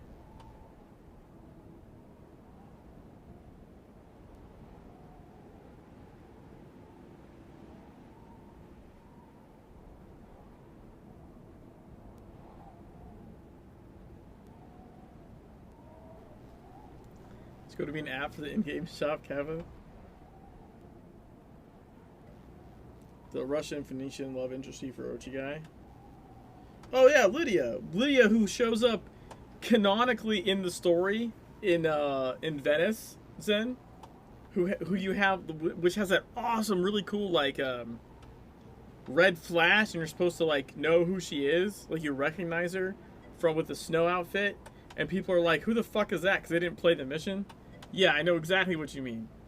I know exactly what you mean. Again, I 100% believe if they had more time, they would have incorporated some of that stuff into the story like they did in the earlier zones. But I don't think it was a matter of not wanting to. I believe it's just they ran out of time. They had a deadline, like a launch date to hit, and they're like, you know, only so much time in the world, right? Only so many hours in the day.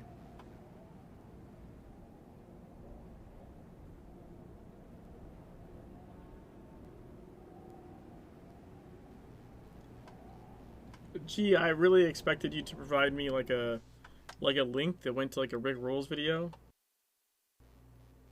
And I'm super disappointed that you didn't.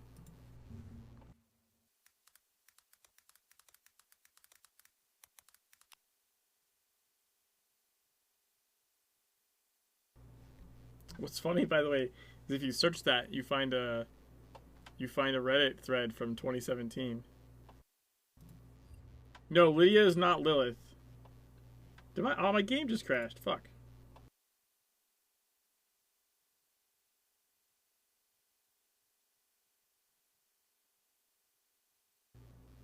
I'd rather mentally mess with people instead of virtually mess with them. I mean, what the fuck is the difference there? I'm pretty sure that sentence doesn't make any goddamn sense. But no, Lydia is not Lilith. In fact, in the Selected Memories mission, you can see Lydia speak to Lilith. But at that point in the game, you haven't met Lilith yet. And and she's like out of frame, but you can see like her hands and like part of her torso, I think. You can see her outfit. You just meet her bottom part. It's not that kind of meat, which makes that sentence even funnier. You mean M-E-E-T? Not the meat of her bottom part. But I truly enjoy that. That's pretty funny.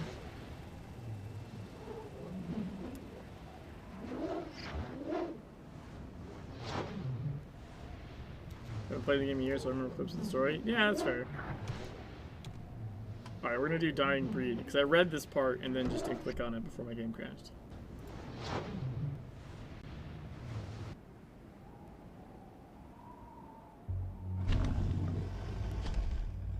I scented you. You were different from the others. You have the smell of honey sweet of the world tree on you. There is only madness, death black in these Carpathians. I know the scent of death well. Our kind is born into a dying breed. There is no refuge for us with wolf or man.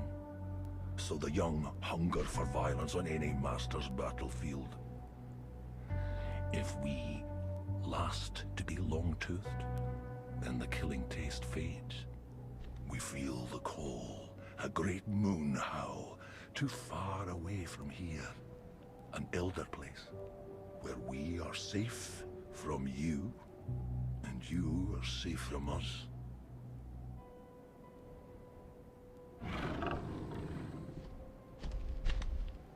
I've slept many winters alone until these ones came from my skin. Sent by vampire masters.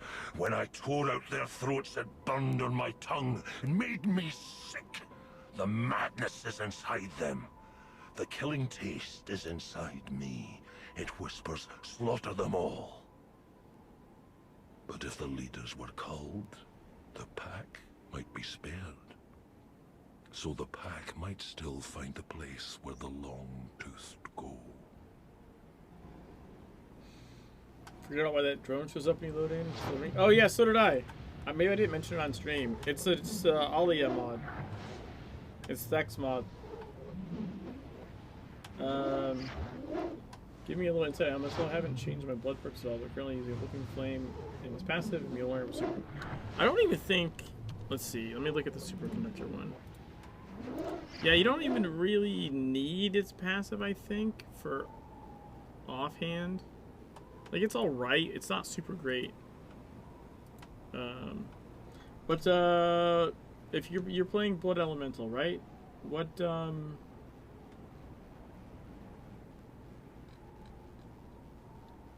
you want to know about Elemental? I mean, that's the reason it makes a good offhand is Living Flame tanks for you. Like, that's the biggest. That's the single biggest thing that makes it a good offhand. Real man, my sword hammer. So, gee, this is my... I'm 100%ing the game on this character with only an offhand weapon that's elemental. No primary weapon at all. So no basic attacks. And energy for your offhand regens at half rate. So I run out of energy in combat a lot and have to run around in circles waiting for it to come back. So I'm 100%ing the game this way. That's what this character playthrough's for. My main's actually Sword Ellie.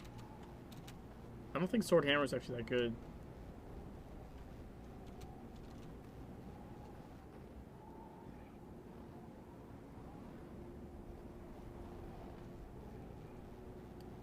U5 Winter Rampart things. Local bounty detected. Initiating.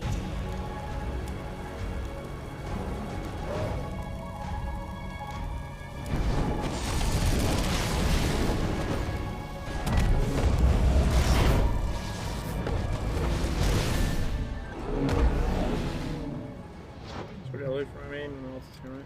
I hate that they made that mechanic. What mechanic? I need context there, G.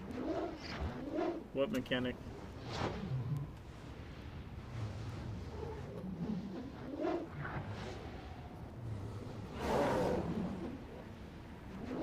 The weapon minigame resource?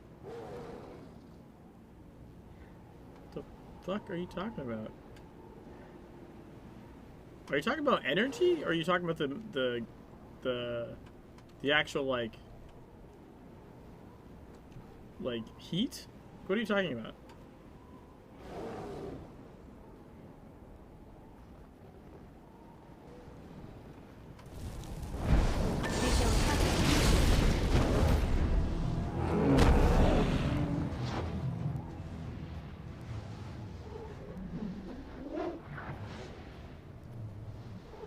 I mean, the weapon mechanics are a large part of what make the game really, I think, different and fun from the original. Hucklebar fills out the chamber away. Shotguns have the stupid 5-slot thing. Well, shotgun's just fucking stupid. Like, so we had the balance pass for tanks and healings. I don't know when it's coming, but ideally at some point there'll be a DPS balance pass, right? That's something that I know Nerville wants to do. Now, when they're gonna do that, I don't fucking know. But I know it's something that he wants to do. So it's never going to come until the next remaster. But gee, you're wrong. We already had a 9,000 fucking word patch note in October that drastically changed pretty much every weapon for the tank healer rebalance. And I was working on that fucking beta for like, I don't know, enclosed beta for like 3 months or something.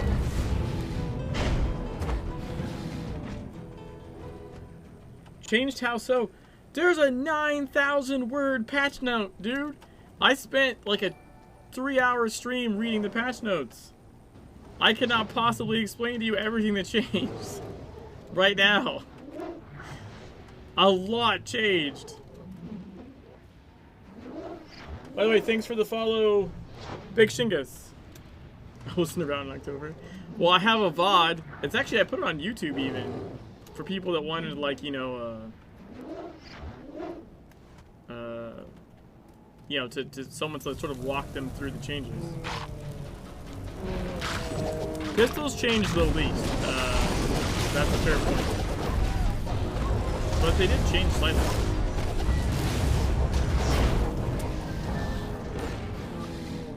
I'll leave it to you to figure out what changed. That's in the patch notes. There's a small... Pistols have the least amount of change, that's true.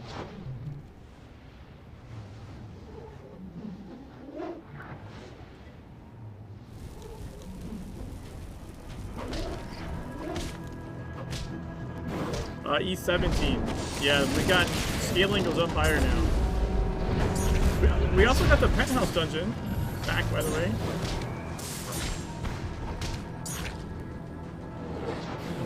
In that patch, we also got the penthouse dungeon without Aegis. It's really cool.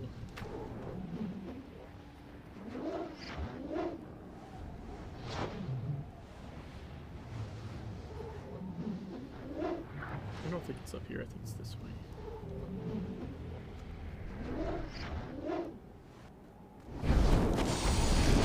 We never got to do it back in Team 70. That's a shame. It's a really fun dungeon. That's where you fight the bunnies.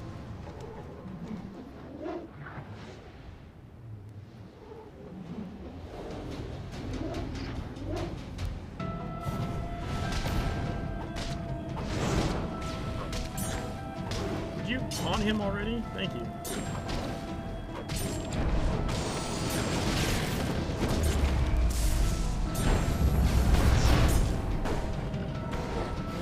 Always wanted when I run it with metal case in them.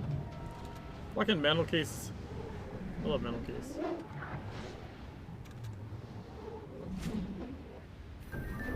Yeah, I would have been one of them, you know. Just FYI. I would have been one of them.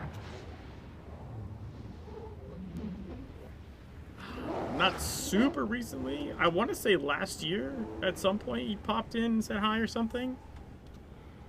Every once in a blue moon he'll like pop by and say hi real quick.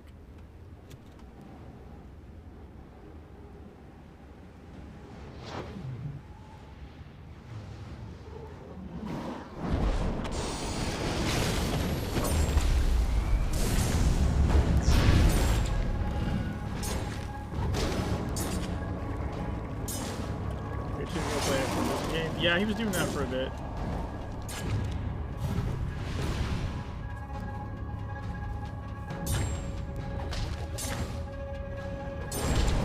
I still think he has a computer since he threw his old one out a window. That's why he was like streaming on his console and stuff. He fucking threw his computer out a window. Mental could rage like no other. I remember when, like, live on stream, he fucking deleted his character. It's like, fuck this game. And, like, deleted his fucking Secret Worlds character.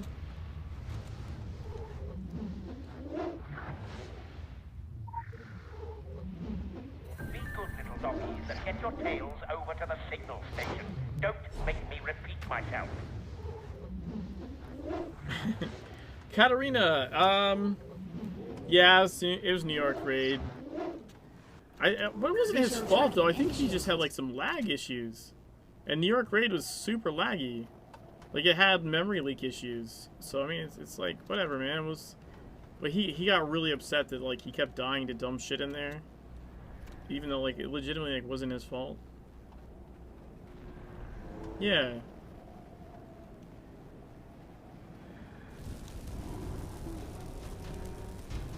I don't know how the fuck they popped on me from that far away.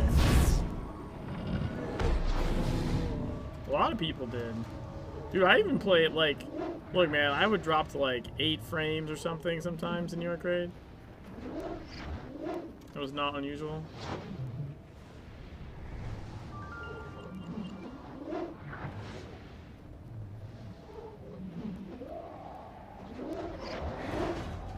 Uh-oh.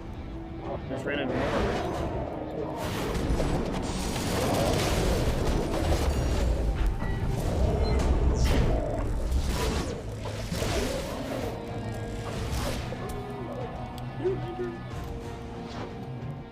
Still, it's like 1070 and can't even place to go.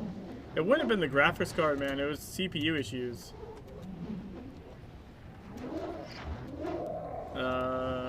Well, I mean, you could do DX9. That solves a lot of people's issues.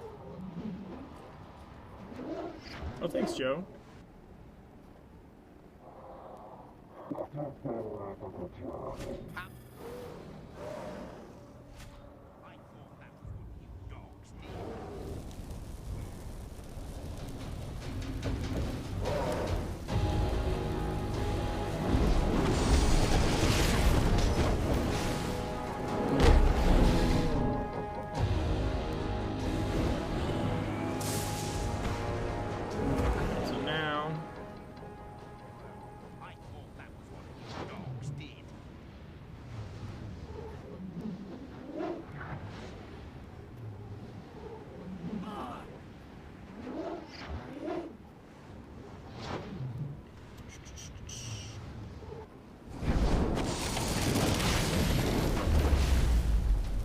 I don't have the impair gun. I thought I had the impair gun. My bad.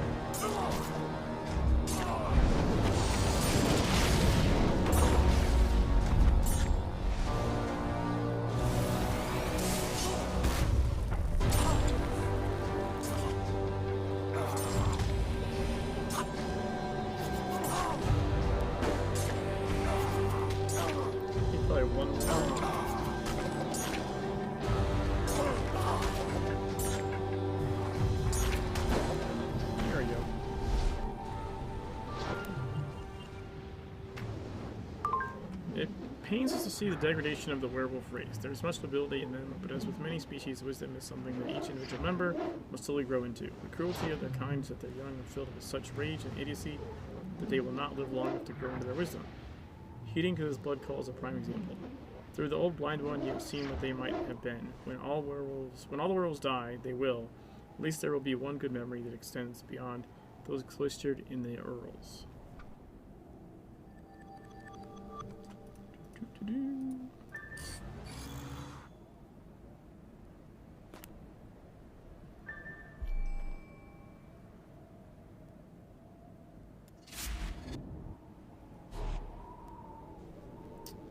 Alright, let's do his other mission, and probably the side mission here.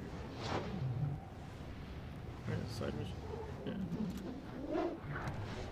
Frostbitten. The bodies of an Orochi team are frozen here where they sprawled, soon to be taken by the snow. What brought them to these mountains, and more personally, what ended them here?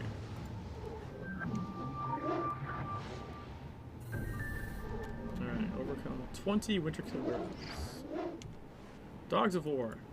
Werewolves and their masters are both spawned from the same evil seed. The baseless submission of his kind second strand makes him hunger for blood on both sides. Break the bond and incite a war between the two groups of monsters.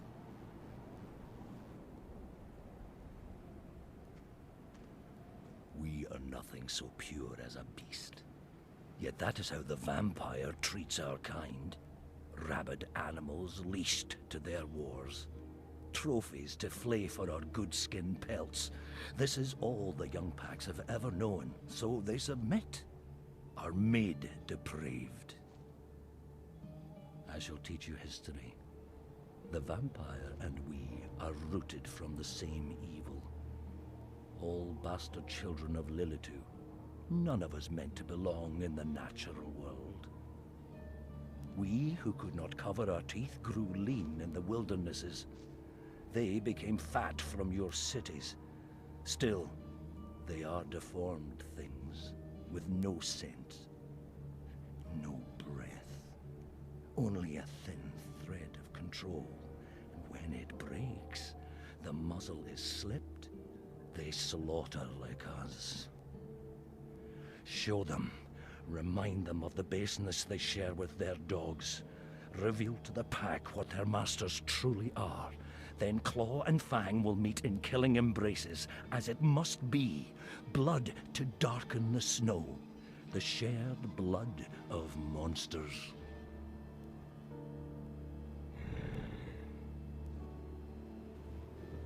Hey, Bishi. Anything new to this game? Since when exactly? Like you mean from TSW to SWL? Or you mean like since launch? Since like last year?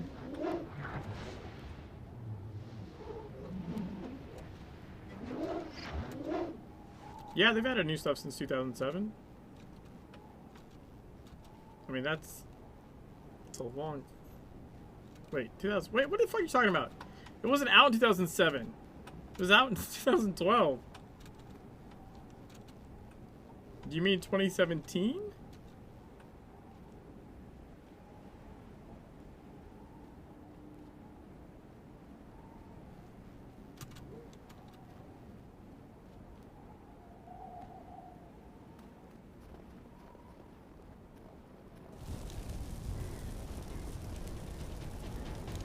Local bounty detected. Dude, it did not come out in 2007. It came out in 2012.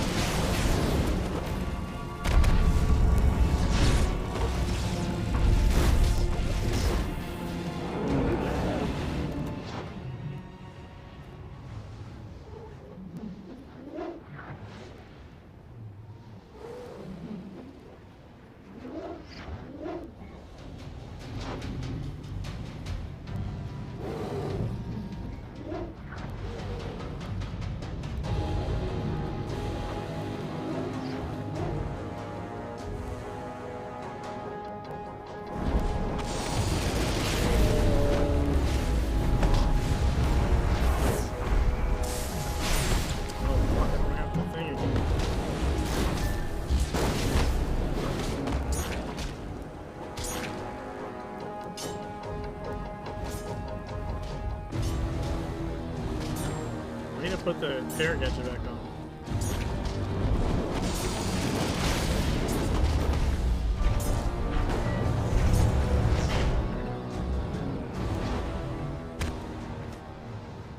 Ooh, lantern.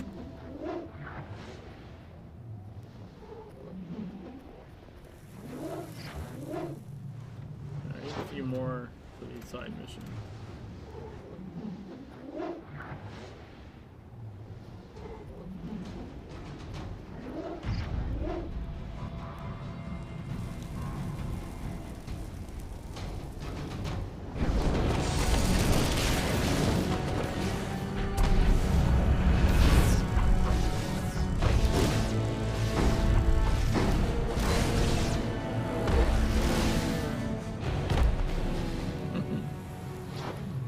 Like the game combat music?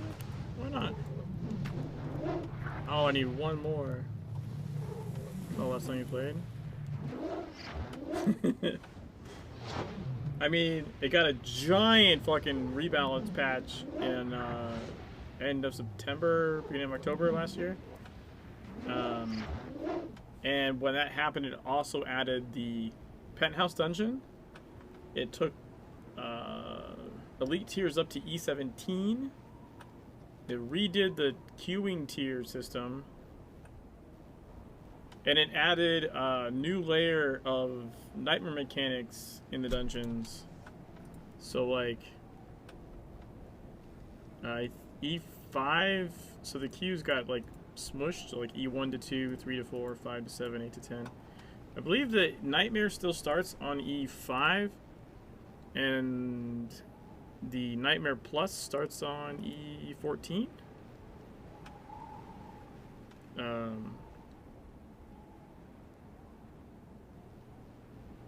So all the dungeons have a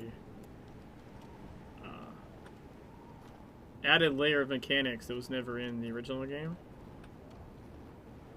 That's really cool. It's fun to play. As far as like just different content from the original game, Kaiden has a lair. That wasn't a thing.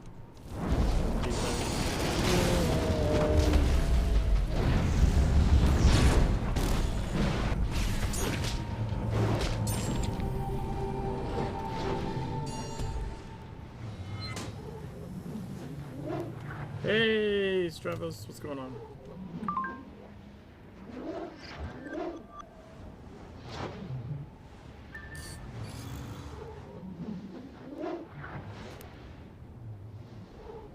Critical empowerment results.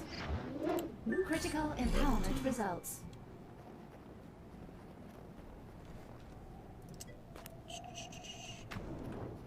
Friends APSP? Noise. Southern Gear's still really grindy. It's less grindy, I think significantly. So part of the rebalance with the tiers thing. So you see how they smush the tiers together? The way it works is the difficulty level of the dungeon is the first digit, the first tier, and the loot level of the dungeon is the second tier. So when you do an E1 dungeon, you are doing an E1 difficulty and getting E2 loot. When you do E3, you're getting E4 loot. It really jumps here. On E5, you get E7 loot. On E8, you get E10 loot, etc. Right? So you can kind of leapfrog. I think the tiers a lot faster. They changed the chests for seek and preserve scenarios. I think those are actually a lot better for distillates now. Oh, they also added distillate shifters. This guy's not patron, so I don't have one. I can show you in the store. Distillate shifters. These things are cool. So distillate shifters lets you, from any dungeon, scenario, or lair chest, like if you have these active, then it will shift the next distillate you receive to that type. So like, as a patron, so also, sorry, dungeons don't require keys anymore. at all. Like, you can open dungeon chests all day long if you want. But the end of every dungeon is a patron chest. And patrons get 1 key a day each. So 1 dungeon, 1 scenario, 1 layer key. And those open the patron chest. Now the patron chest will give you like some of these potions, some cosmetics, and shifters. So that's the only, I think the only way to get them outside of buying them is just to be patron. You can get them from the chests. But what makes those things really cool is, like, for example, on my main character, I just let them stack up. You know, I make sure I spend my keys every day and get shifters. And then, like, at the end of the week, I had, like, this random assortment of shifters, right? But the way shifters work is it's a single stack, and it turns into whatever the last one you used is. So let's say I had in my inventory, like, 6 glyph shifters, 6 talisman shifters, I don't know, 4 weapon shifters, and like some signet shit, like maybe like 1 signet shifter, right? And I want to, so let's say I want to run the faction missions or even an SMP scenario to get signet stuff instead of having to run a fucking layer. I could use up all my shifters and save the signet one for last, and when I use that one last, it'll turn all the stacks into signet ones. And it's like the next, so like I did it, and like I ended up with like 22, the next 22 distillates I opened would be converted into signet distillates. And I took a signet, I took a signet from like level 0 mythic to like level 20 mythic in like, I don't know, 20 minutes or something. Like, I did the 3 faction missions, and all the chests gave me signet distillates because I used the shifters.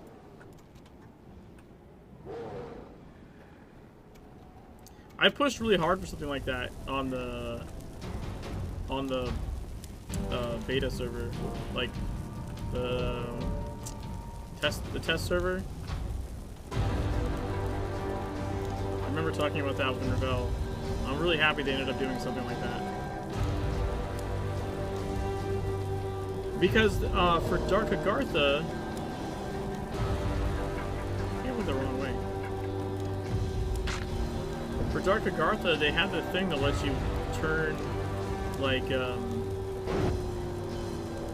turn talisman fragments into glyph fragments or vice versa. And I remember telling Ravel, like, that would be amazing for dungeons, like they could do that. And then he did it. Super stoked. So you guys been taking credit for this, good.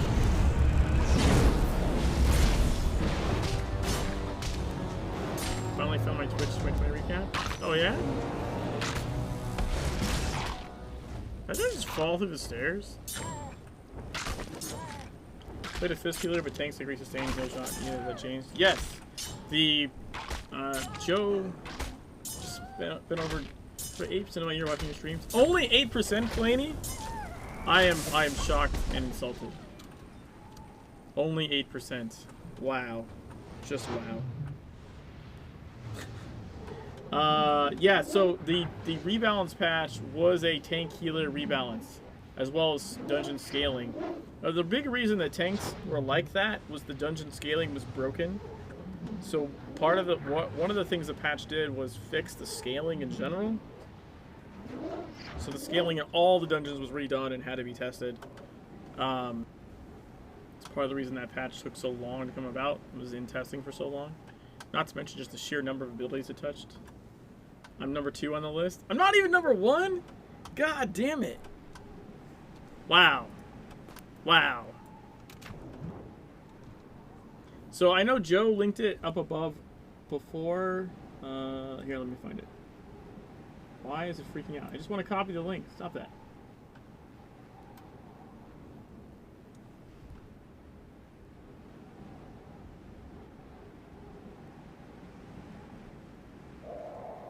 Oh, there. You linked it again. I was just gonna, I was about to paste that. So I did a stream where I read the patch notes and went over like the notes and kind of like what they meant. But the that's your man Mercs. So anyways, yeah, tanks, healers are more important.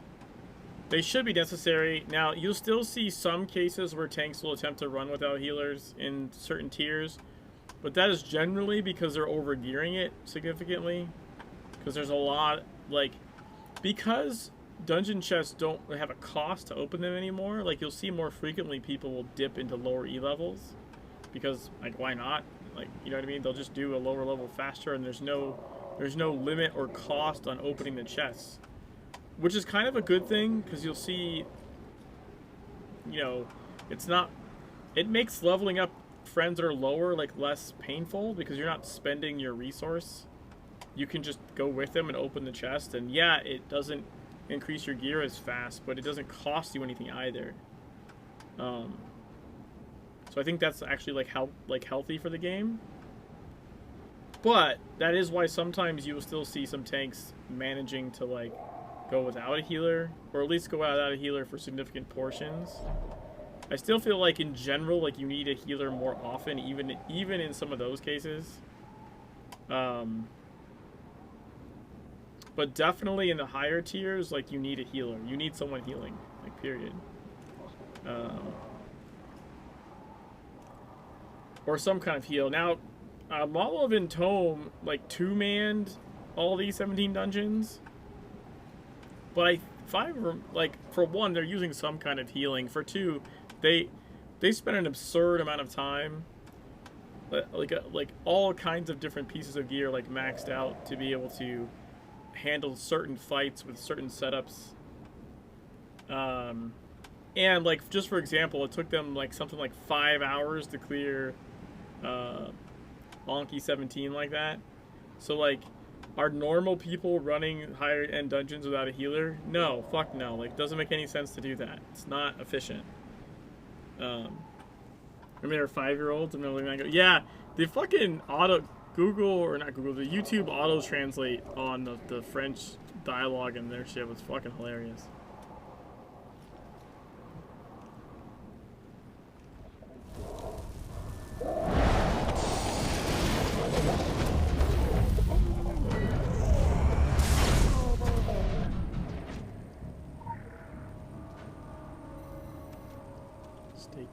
Staking dead werewolves.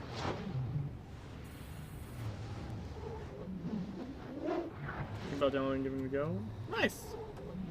Yeah, it's it was a massive update. It changed the way tanking works significantly. And by all rights, they really should need healers. Again, like, the reason that you can go without a healer anymore is that you're just significantly overgearing something.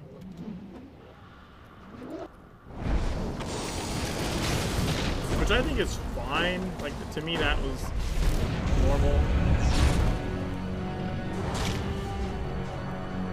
Oh yeah, there's recently been some issues with false positives on exe files, which they've gotten resolved with Microsoft. They've been cleared, but apparently Defender, I don't know, like, doesn't always update you with the latest. Randomly decides it's going to update you. So some people still have that issue where they have to make an exception for it.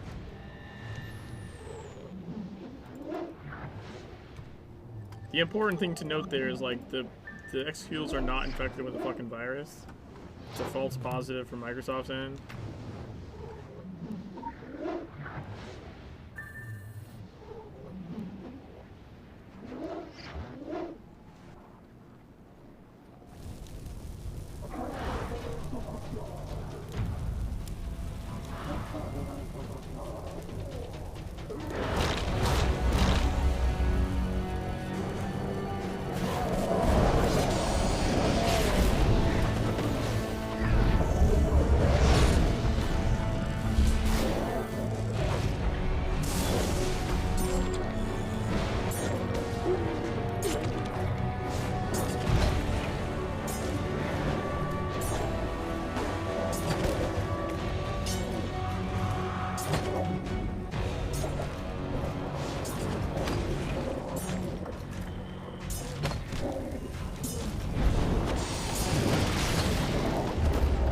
stay with the game you play for years. I really like it. I think that's probably the biggest thing. I like to do things in it, like my current playthrough, where I'm playing without a primary weapon, just an offhand weapon. 100% of the game like that. A couple of weekends ago, I did the hardest Dark Agartha difficulty while running on a treadmill and drinking some margaritas at the same time. Like, I make the game entertaining for me. I love the game, I love the lore, I love the writing. I also like help with community event stuff. I help with like the closed beta testing of stuff. So like, I don't know, I have like a vetted interest in it other than just really loving the game, right? I've got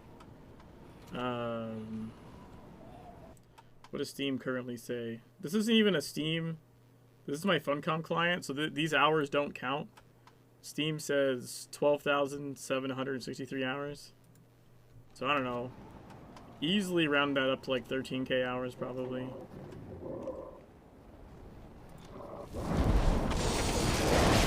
Got a lot in it. Community events coordinators rock. They do.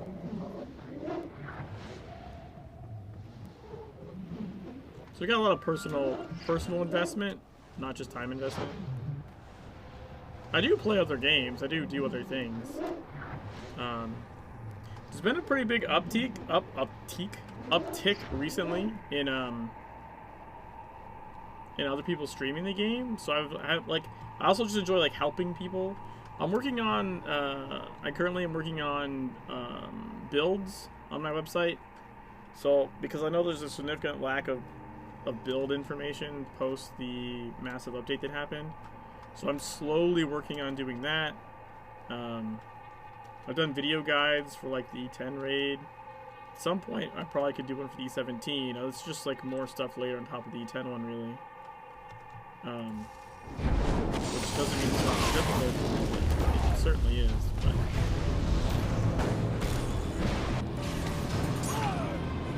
oh, I also have a cabal that it's like kind of in charge of. So that.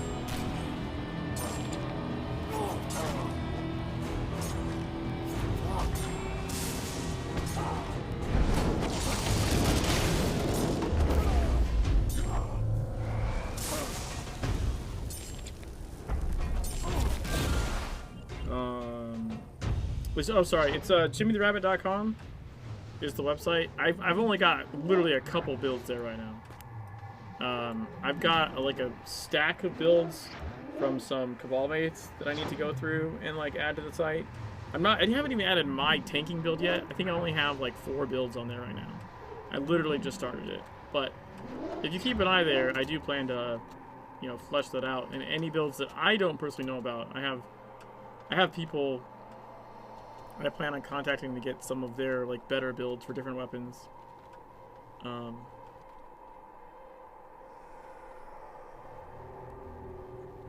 that guy's underneath. That's why. Okay. I was like, where the fuck is that guy? He's just underneath.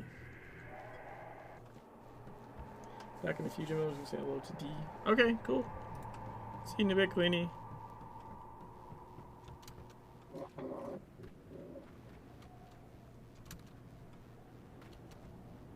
But yeah, expect the build thing to get fleshed out. The guide was pre-patched. Poland, the E10 raid mechanics have not changed. Like, my E10 guide is still a perfectly serviceable guide for basically any raid up to E10 for the most part. Like, 99% of the mechanics are the same. And it's a good starter for E17. You need to know all of those same things before starting E17 raid. Just E17 adds a couple things.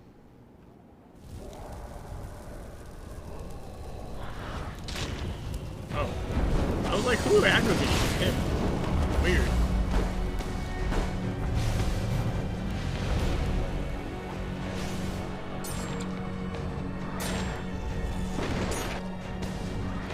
Less relevant for healers? No.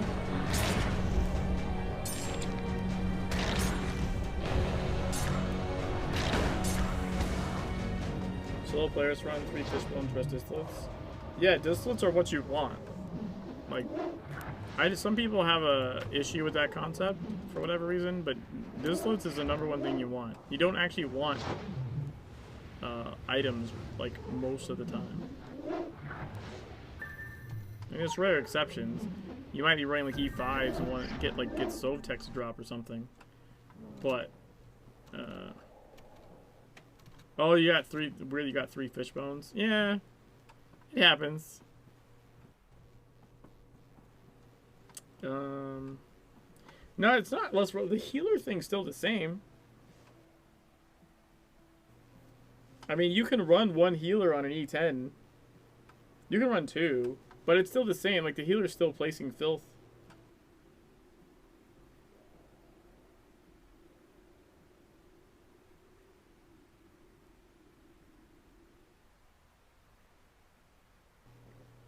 Just stand back there, spam heals, and place filth.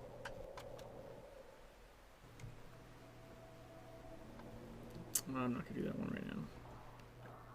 I'll come back for that. Where the fuck am I going? Oh, over here.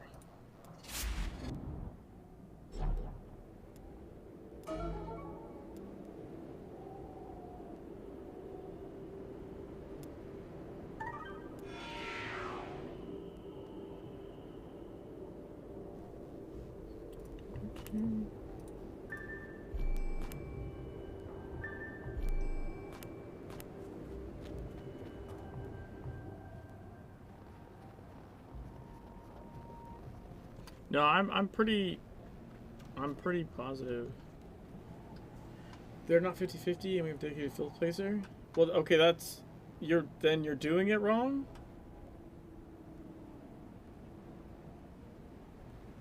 Why do you have 1 healer and a dedicated filth placer? That's not necessary. I mean, yeah. I'm glad that you cleared it, but that's... No, okay. That's not correct. There's plenty of people that cleared raids doing things horribly wrong. I distinctly remember someone else's guy. You know what, I'm not gonna name... I was gonna say the name. I don't want to, like, name shame someone. But I've seen some people make guides that have no business making guides. Just because you manage to do something does not mean you know how the thing works and that you are qualified to write a guide about it. Now, their intention was good. They seemed like a very positive person, and I'm not trying to slight anybody. They're just trying to help. But, like, if you don't know how something works, you shouldn't be trying to teach someone else how it works. You're not qualified. Like, you don't know what you're doing. And I saw some really awful build guides, weapon guides. I saw a raid guide that was fucking atrocious. Like, they managed to clear the raid. I think it was an E5. It wasn't an E10. I think it was like an E5 guide. They managed to clear it, but oh my god, so many things were fundamentally wrong. And they clearly did not understand, like, basic concepts of how the raid mechanics work.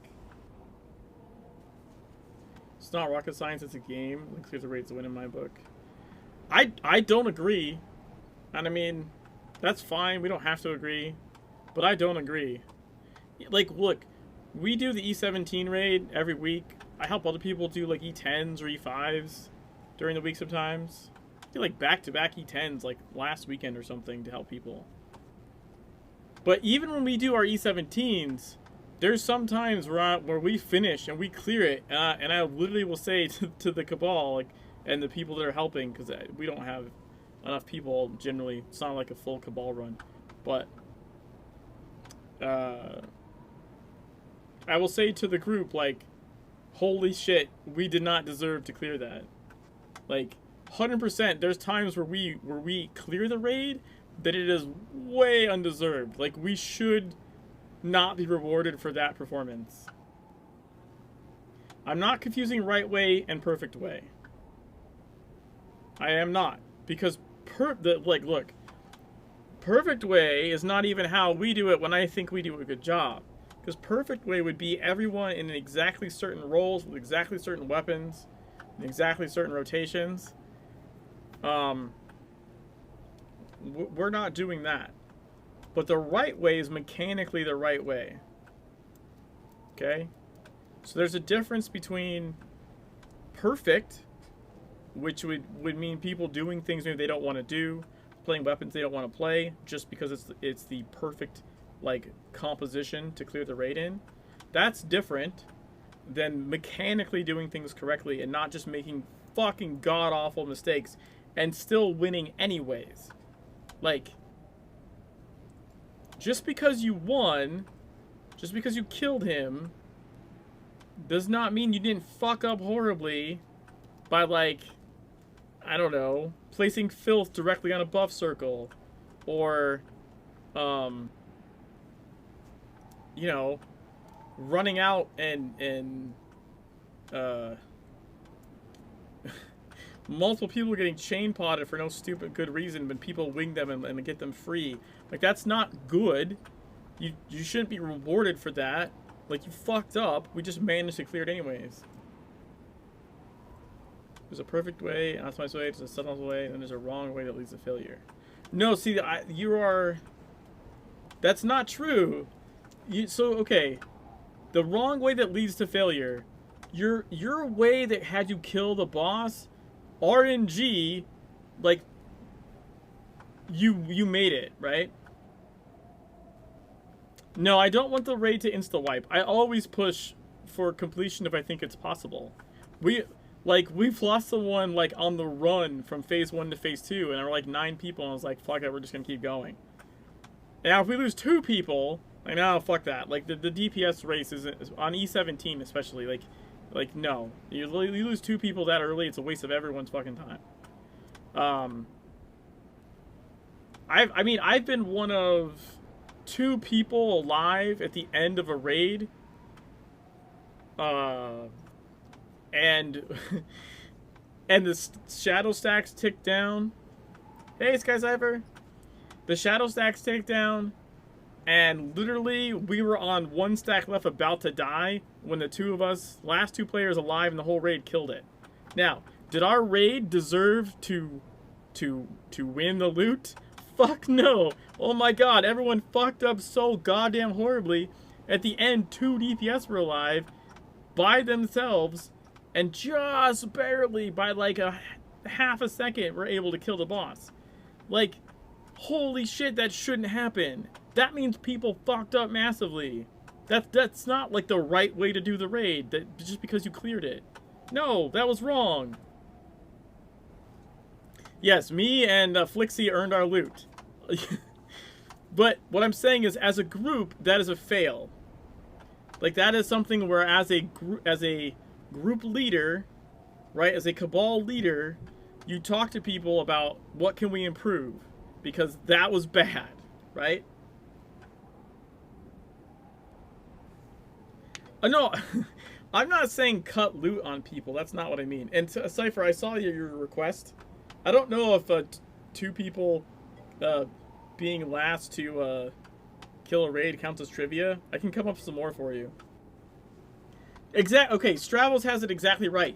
Just because you got lucky doesn't mean you did it right. Exactly. This is why you have groups that are clearing, even E17, that are like, well, they'll get a clear. They'll get a clear, and they're like, oh man, we one-shot it. And then the next week they spend like 4 hours wiping. It's because they don't understand what they were doing right and what they're doing wrong. My argument is follows. Suboptimal way is not the wrong way. The wrong way is where you lose the raid. You are incorrect. Did they ever bring back the first trade? You mean Eidolon? So, okay, so just to clarify, hey, this can count as trivia, by the way.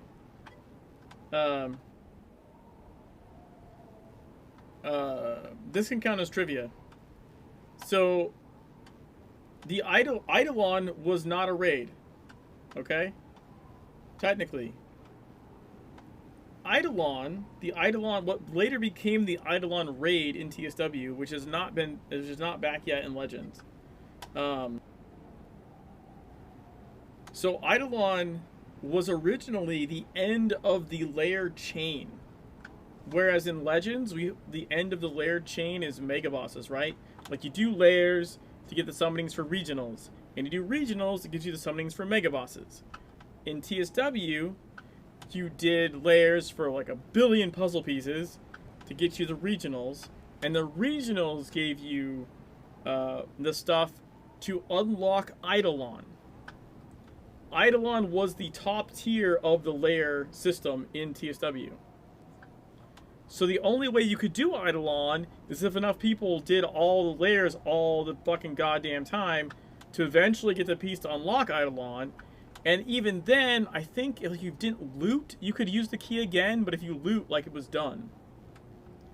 So, and then much later, like way towards the end of TSW's life cycle, like maybe the last year, 2 years of TSW's life cycle, before it got relaunched as Legends, when they came out with the Nightmare raids, when you had like Flappy and New York, that's when like Eidolon got turned into like just a normal raid that you could queue for like you know, every couple days or whatever, just like the New York raid or something.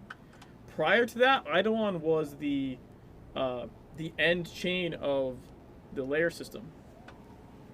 So I think that counts as like Secret World trivia.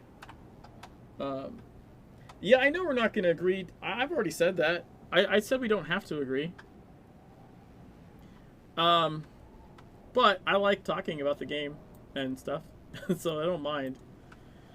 As far as a dedicated filth placer, not something that wipes the raid, so it's not something that okay, so the reason that that's not a good idea, or the reason that you want to combine it with the healer role, is because it lowers your overall DPS, and lowering your overall DPS means that you are more likely to run into issues than if you didn't, right? So again, it's a bit RNG how much it's going to affect you, but it does affect you. It affects the raid's performance. Now, the raid has a number of RNG elements, so sometimes it might not be an issue at all, and other times you might actually be really hurting for that. Especially in the raid where you have things like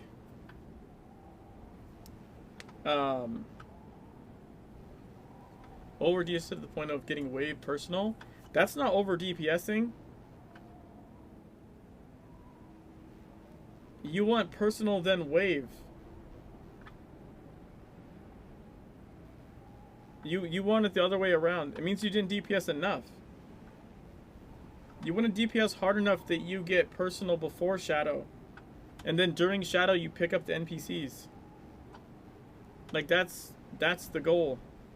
If you're not hitting personal before Shadow, it means you have a lack of DPS. Because ideally, you post personal before Shadow, the NPCs go flying, the people that are supposed to pick them up go to pick them up during the Shadow cast, right? So like literally you're like fucking activating it as the Shadow cast is like happening, and then you have a couple seconds to like dodge out of the way and get behind something, the person that was picking up the NPC. That's the goal, right? So if your DPS is such that you're doing wave and then personal, that's actually bad, because after wave comes Titan. If you have Titan and no fucking buff circles, that's a bad combination. You want your buff circles so you kill the Titan faster. I remember doing the New York raid back in TSW and the raid earlier stuff in Super. I just remember the pod dodger and doing DPS. Yeah, so the pod thing changed. I think you can still be a pod dodger in story and E1. Yeah, E1 you can still dodge a pod. But in the later difficulties, the pods have a target like locked, and so that person's gonna get podded no matter what. So you don't have the same thing in the old game where you just had one person run out and like despawn the pods essentially. Like, that was the goal. As the podder, it wasn't the goal wasn't to get podded, although that could happen. The goal was to despawn the pods. Like, you could, like, walk backwards and, like, fuck them up. And they would just despawn themselves. Now, in Legends, they actually, instead of doing that, it's almost, like, more intentional. You see, like, an AoE circle on story mode in E1. And so, like, you could just step out of that circle, and it doesn't pod anybody, right? But on, like, E5 and up, I believe they have targets. And on E10, an NPC and a person gets podded. And on E17, the pods have a self-heal cast you have to interrupt. And if you don't interrupt it, the pods heal themselves back to full. So there's much more, like, layers of difficulties and layers of mechanics on top of, like, the original raid in TSW. And the Nightmare raid in TSW is equivalent to, like, E10 in Legends, but E17 has even more mechanics.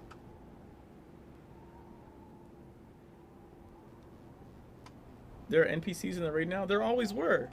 There always were. The guys with the buff circles. Alex, Mei Ling, Rose, Zuberi. Hulk didn't even reach us there. I feel like we managed well. We made it under 7 minutes, I think. That's a decent enough time. Poland, are you talking about E? What E level are you talking about?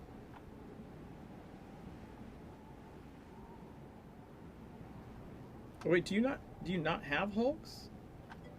E10? No, you have Hulks. Yeah, you get Hulks after every shadow. After a shadow, you're gonna get Hulks. I don't understand what you mean. Hulks didn't even reach you. Like someone like winging the fucker or something.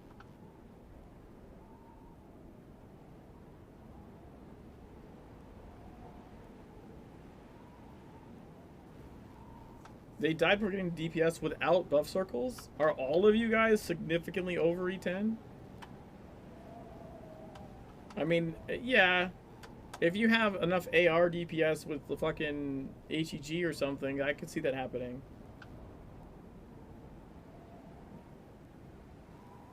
In E17, by the way, the Titans cannot be stunned or knocked around.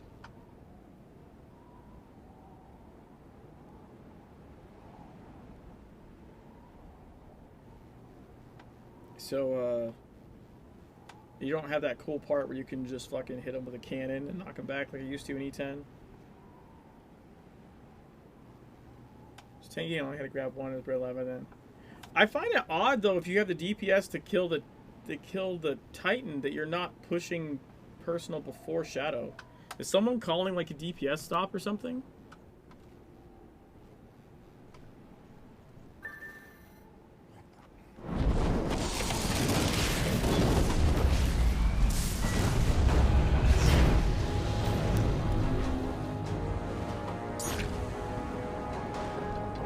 Wait, someone's calling a DPS stop after every wave and every pod?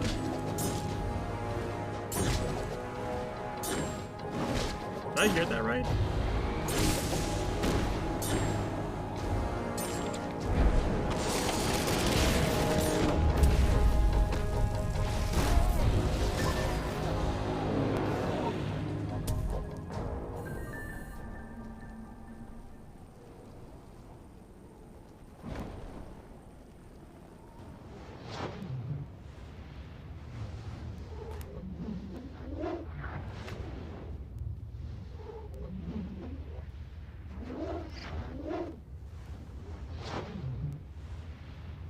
Yeah, but you shouldn't be calling DPS stops like that frequently.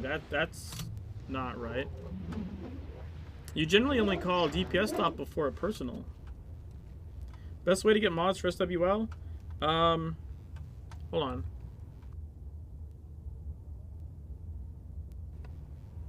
That gives you the ones that I'm using, and they'll also take you to like the curse site. So it has a bunch of them.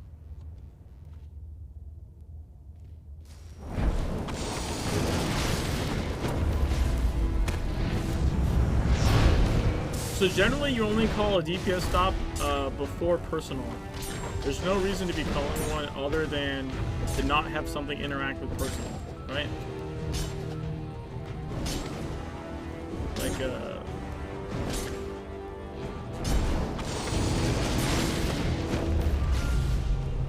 Loot Lantern, Lore, and the Champion Bag. All kinds of stuff. Maybe people dying to quad and triple pods. Holy shit, yeah, that's god-awful. The only possible excuse I would accept for that is if you're in third phase and you get Critical empowerment results. if you're in third phase and you get melee pod left fist, like that is a magic combo since TSW days that fucks with like 99% of people, right? It's a mental game. I go over it in my video, my E10 training video. It's because the melee pod comes from the very, very back of the raid and has to come. So the pod itself is usually coming from the furthest back, and it's coming the furthest forward. So that pod takes for fucking ever, and sometimes it actually takes a fucking an arc. Like it'll go around and come around from the side. It just takes a fucking eternity. So you'll you'll call melee's getting potted. But it's like 10 goddamn seconds before it gets potted. And in the magic wombo combo is the fist comes down on the left side, right? Where like the rose is. Where the shotgun NPC is. So the fist comes down, everyone moves center to get out of the fist, and the melee pods. And just fucking pods like fucking 3/4 of the raid. Like not even half, like 3/4. Just boom. Like fucking everyone falls victim to that shit. Melee pod left fist is like one of the worst, like just RNG combos you can get. And it's the thing that especially pugs or like new people to the raid have the hardest to deal with. And even people doing this raid and completing it for years still have like a mental like fucking block when it comes to that shit. The trick is, and I've shouted this as a raid leader many times, melee pod, get ready to jump on the rocks. Melee pod, get ready to jump on the rocks. What that means is melee is going to be potted. That means pretty much everyone's on the Rose's side. If the fist comes down on Rose's side, just jump on the fucking rocks. Like you'll be out of the fist. You shouldn't get filth, and if you do, you can jump the other way. But what you can do is you just, because the fist has a cast time, right? It takes time to come down all the way. So when the fist happens, the biggest thing is you have to stop. As soon as someone calls melee pod, you really have to pay attention to where the fist is. Even if you have to stop DPS for 2 seconds, you stop, you go, okay, I'm gonna fucking deal with this, because it's better that you stop DPS for 2 seconds than you're dead, right? Dead DPS does no DPS. So, melee pod, you just wait to see where the fist is going to be. Also, if someone calls melee pod and immediately the fist is on the left, you can just go next to melee. The pod's not going to be there yet, right? And it's incredibly rare that a fist comes down in the exact same place twice. It usually will go somewhere else. So, oftentimes, if you're lucky, someone will say melee pod coming, and then you immediately get left fist, and then everyone just goes to melee and then goes back out before the pod gets there. Because again, melee pod takes the fucking longest to show up. Which is another reason it fucks with people, is they just think it must have already happened, right? Too much time has gone by, and they forget, and they go mid. But yeah, if you jump on the rocks, yeah, I've seen people dodge roll into the filth by accident and shit like that. I've done it like once or twice because I'm playing with a controller, and sometimes I instead of rolling diagonally, it just shoots off a direction I don't mean it to with dodging and the joystick. It's not super common, but every once in a while it does it and it pisses me off. Additional assignment it doesn't read the angle right or something. I don't fucking know. But yeah, if you just get ready to jump on the rocks, then I remember clearly at least one Cabal raid where I called that shit. We got left fist and everybody actually jumped on the rocks and survived, and I was like, oh my god, we did it, we achieved the miracle.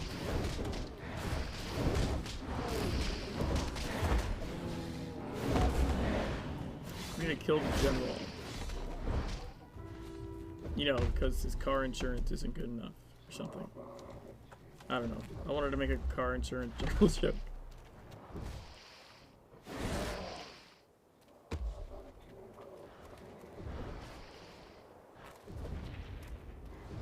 Eat him. Eat him.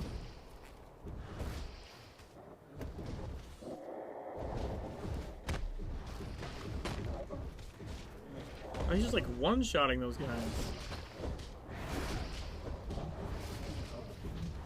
I feel like there should be more werewolves. Why are there not more werewolves?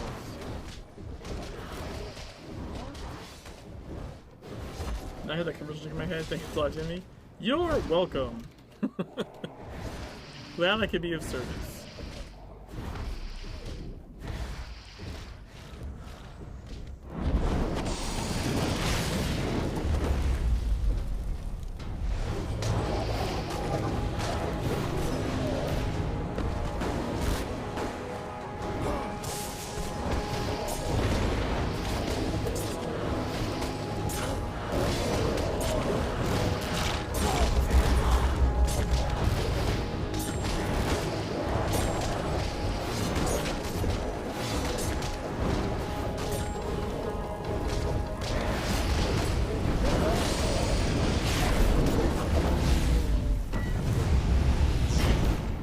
Got him.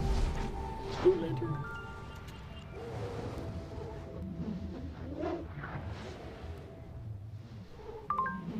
Deceit, manipulation, treachery, war. You've demonstrated an admirable skill set. We, in the meantime, have sought to balance your acts of violence with an equal measure of mercy and love. The life expectancy of the werewolf is 50 years, but your friend Tran has lived over a century. We've been hunting him through the annals of history. A Macedonian by birth, he fought in the Balkans in the 1920s, participated in the Polish engagements in World War II. Blinded by a German bombardment, he retreated to the Carpathians to die alone. But apparently he did not die. He grew wiser, stronger, more contemplative. Wow. Your friend has outgrown the nature of his own kind and earned a place among his elders and the earls. When the time comes, we will do what we can to get him there. That's cool.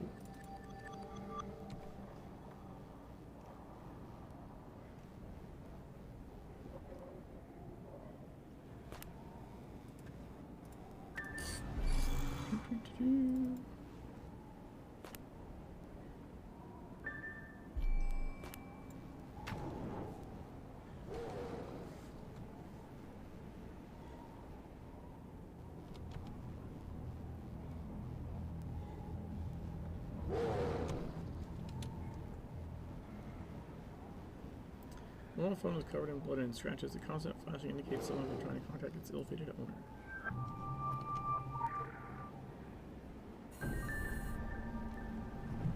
Clear the area of young Turk vampires.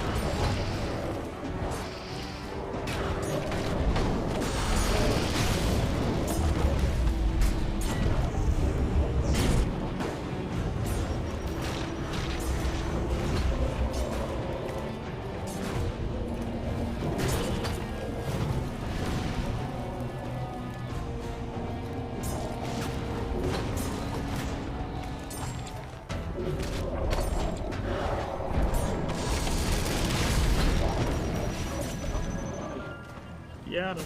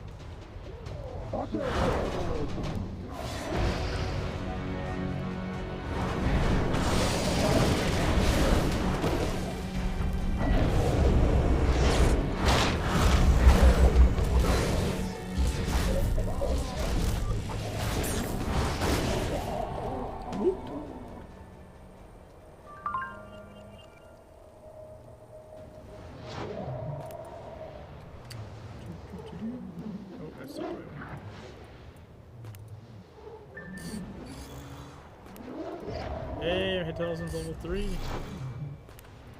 Sweet.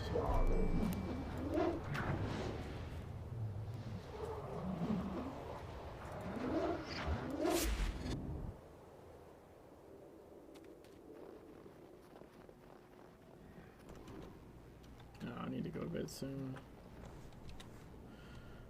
Probably one more main mission before I call it.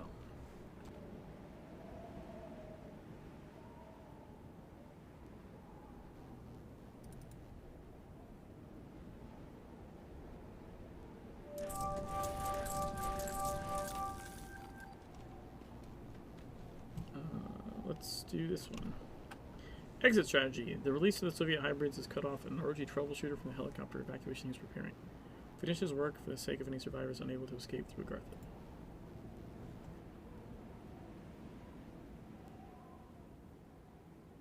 Where is she? What's going on? Talk to me, buddy. What? You fought an army of vamps with magic. You've walked in the shadow world in anima form.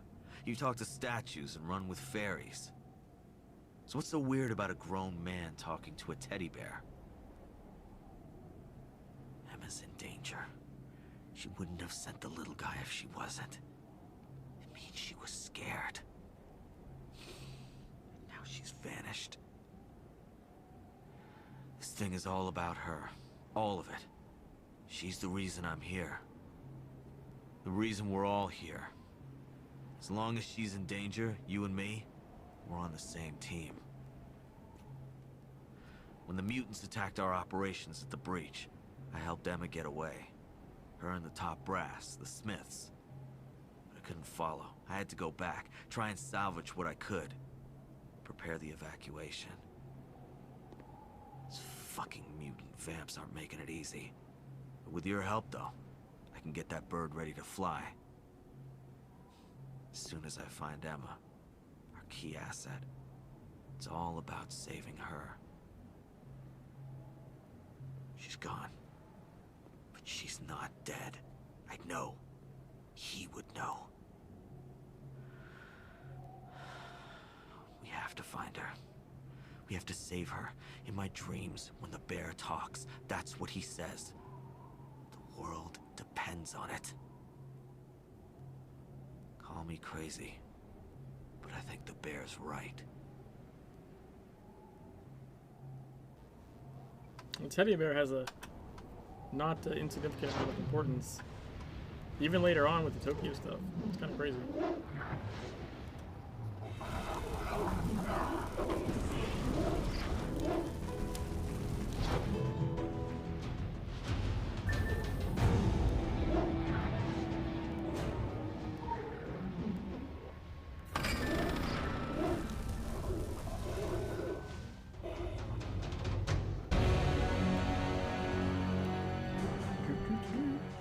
Yeah, you can run this mission pretty efficiently. Just don't fight things. And don't get unluckily stunned by something.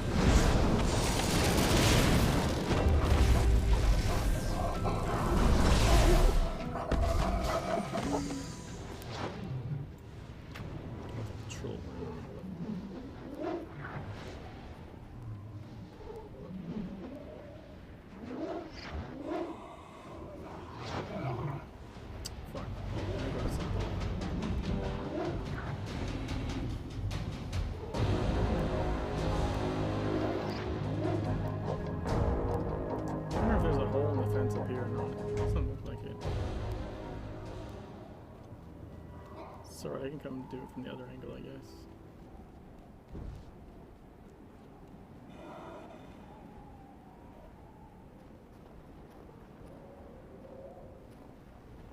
It's fine.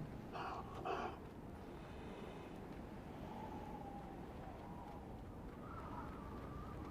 can get this champion. Look at aggro. Oh, they reset.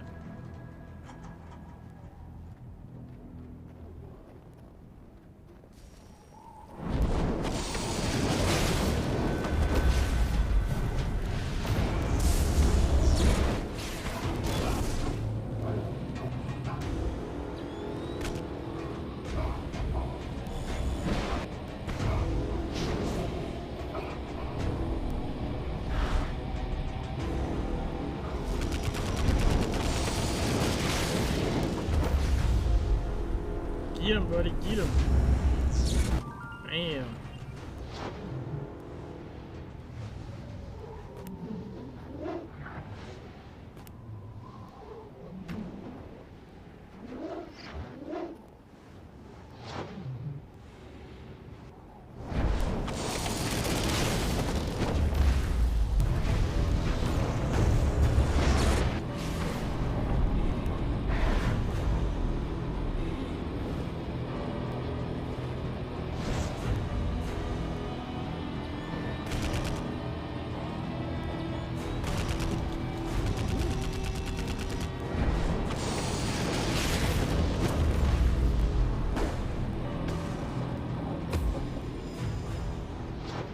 You're ready for bed. The time for shadows is not reliable, is it? So how do you know when to push personal before the shadow? You don't know when the shadow will happen. Yeah, it is reliable actually.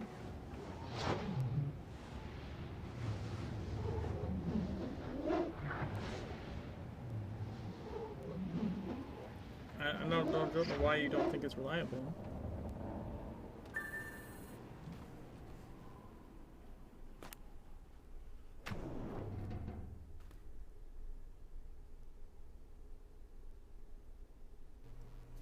It's like a certain number of casts.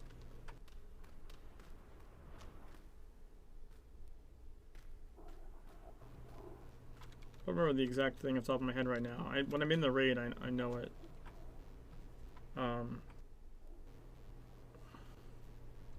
Like in third phase, you'll get, I think he gets down to like 51%-ish. Like you'll get 2 pods.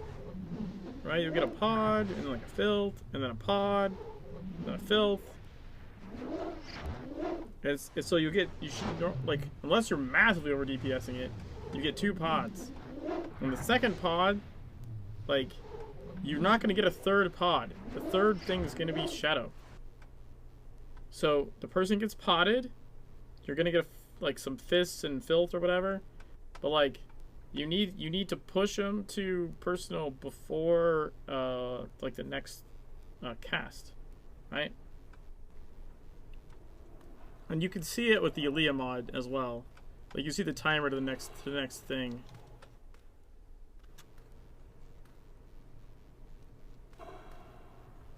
Because if you don't do that right, then you get pod plus shadow at the same time, and that's really bad. You don't want pod plus shadow.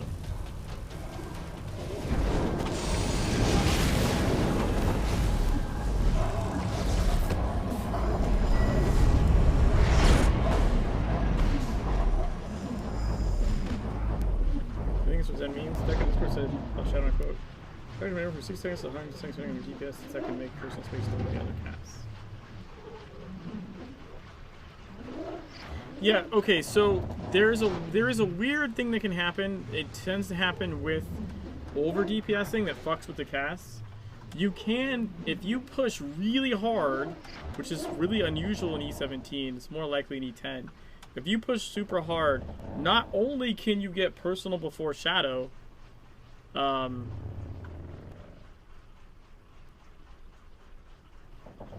think sometimes that you can then get a pod before the next shadow too. Like you end up with this weird space that you don't normally have, where you're like, normally it should just be like, you get your 2 pods out of the way, you push hard, you get personal, you get shadow, and then after... No, I'm sorry. You get personal, and then you just don't get shadow. Like, shadow gets delayed. For some weird reason. I think that's what he's talking about. But it's still consistent. Like at that point in time, you know the percentage you should be at when you're pushing. Now, how hard you push can affect like after that, but that doesn't mean you don't know when it's going to happen. Like, look, if you've done the raid enough times, and well, I shouldn't say enough times. A lot of people do the raid and have no idea how the mechanics work. They just do their role and then don't really pay attention to anything else. If you do the raid and pay attention, as long as I've been doing the raid, a lot of these things just are like become second nature. You don't even really think about it. You just like you get a feel for whether you should hold or push. It's taken me a little while to learn E17. I feel like I have a handle on E17's thresholds now. But the E10 ones, man, we were doing E10 for a long time. I could do the E10 shit. Okay, for example, I did the E10 raid upside down. That is how comfortable I got with the E10 raid. I did the E10 raid upside down. I don't know if I'm there yet for E17. I don't know if I feel like I could do it upside down and no one would notice. But I did it upside down on E10, and I didn't tell anyone until after we cleared the raid. It took like 3 or 4 tries, and all the tries that failed... Well, one try was my fault, but it was just a really dumb like start. Like, literally got the filth in the beginning and fucking died trying to place it in the corner. That can happen even not upside down. But aside from that, like, we had like 2 more wipes because other people fucked up that were playing right side up. I was playing upside down.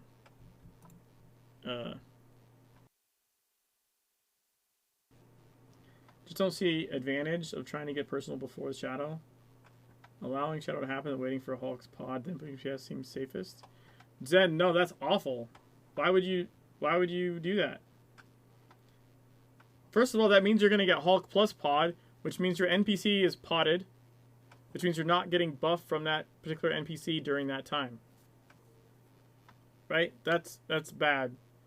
You have to free a teammate, free an NPC, and deal with the Titan all at the same time. That's not fun. I've done it. We've done it when we didn't have the DPS to push. It's not fun.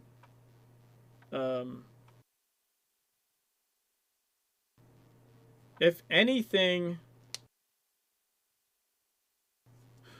it's one of those things where, like, yeah, I don't even know how to explain this. Like, it's you really want PS before Shadow. If you get it after the Shadow. So here's the thing with what you're talking about. You're talking about, generally speaking, a massive time loss. Because unless you're just in a really shit raid where everyone's DPS sucks anyways, it means that you're holding for a long time. And then the tanks still have to hit it. So I've seen them push it by accident. More Mars than we thought. We fucked even harder than we thought. Still cleared it. So like, you're holding for so long that it's like, it's pushing. Like, look, Poland, if you guys are clearing it in like 7 minutes and holding that often, Jesus Christ, that means that you could clear it a lot faster if you had someone that was raid calling that like knew when to call stops appropriately and knew when to push or had any kind of idea of like what the general group DPS is. Now, if your raid combination changes a lot, that's not always obvious on the first like try at the raid. But if you don't one-shot it, usually after that, the person leading the raid should have a general idea of why. Like, you'd be able to tell, like, oh, we didn't have enough DPS to push this certain phase and we should hold now or something. You can tell even by phase 1. If you can get through phase 1 with just 1 pod, you have a good chance that you can burst.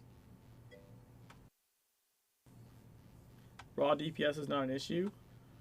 Raw DPS is most certainly the issue. It's how much raw DPS.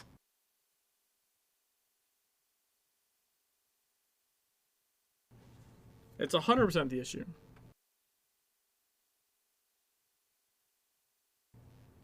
I mean, you can cause problems with too much DPS. We almost had Shadow at the same time as first pod in phase 1. Yeah, okay. Then you definitely can push personal before Shadow, and you should. There's no reason you shouldn't be doing that. That is the 100% best way to do that.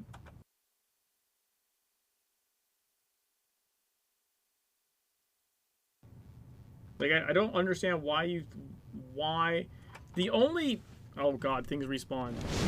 The only issue with attempting to push personal before Shadow is if you don't get it. If you don't get it, you're fucked, right? If you don't quite get it, that means that generally you pushed it too far and you're gonna get Shadow followed by personal, which sucks balls.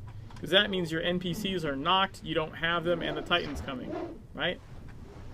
You have to run out, pick up the things, and deal with the Titan all without buff circles. So again, but if you are pushing so hard you're not even almost not getting a pot at all in phase 1, then you should have no problems pushing personal before Shadow. And that's 100% the best thing to do. Right, but you should be nowhere near that. If you are pushing almost no pot at all,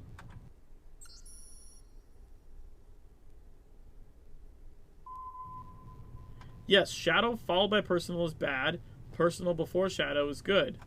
But if you are pushing so hard, your DPS is such that in phase 1 you're almost not getting a pot at all, then you should have no problems hitting that mark. Period. Do you? I actually have a different question. Do you guys have someone raid leading? Like, is there someone that knows the raid that's doing callouts?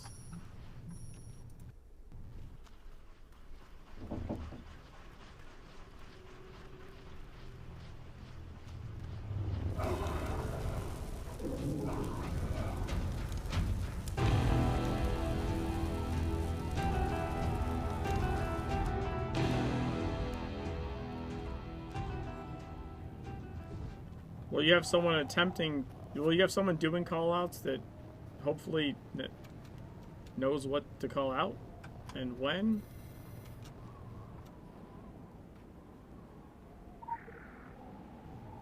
I mean, I've seen people do it without proper raid lead, or try and do it with the bot. There's some stupid fucking bot that does callouts I fucking hate.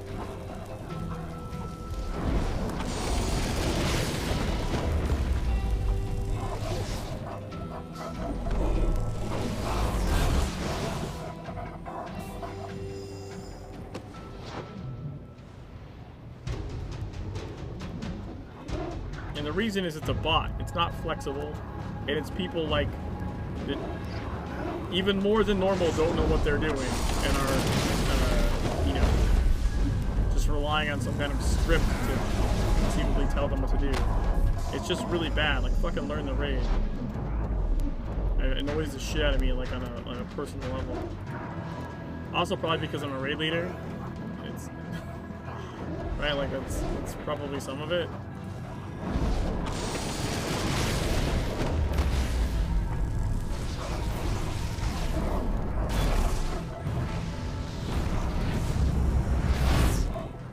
I'm just jealous.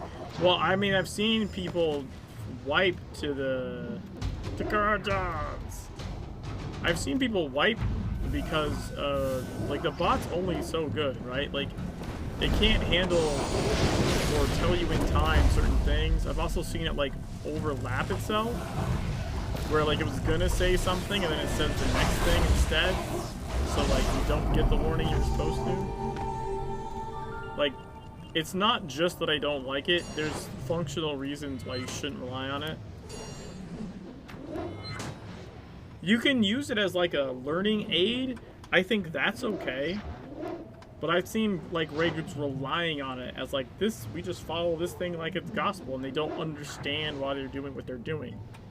And if you don't understand why you're doing what you're doing, then you don't know what to do when it goes wrong, right? When it goes wrong, people just go, well, I don't know what to do now, and they fuck up and fall over and die. And that's 100% just a lack of understanding of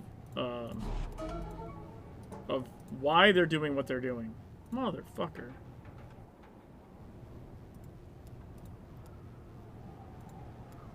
I'm just gonna do this because I want to try for this one.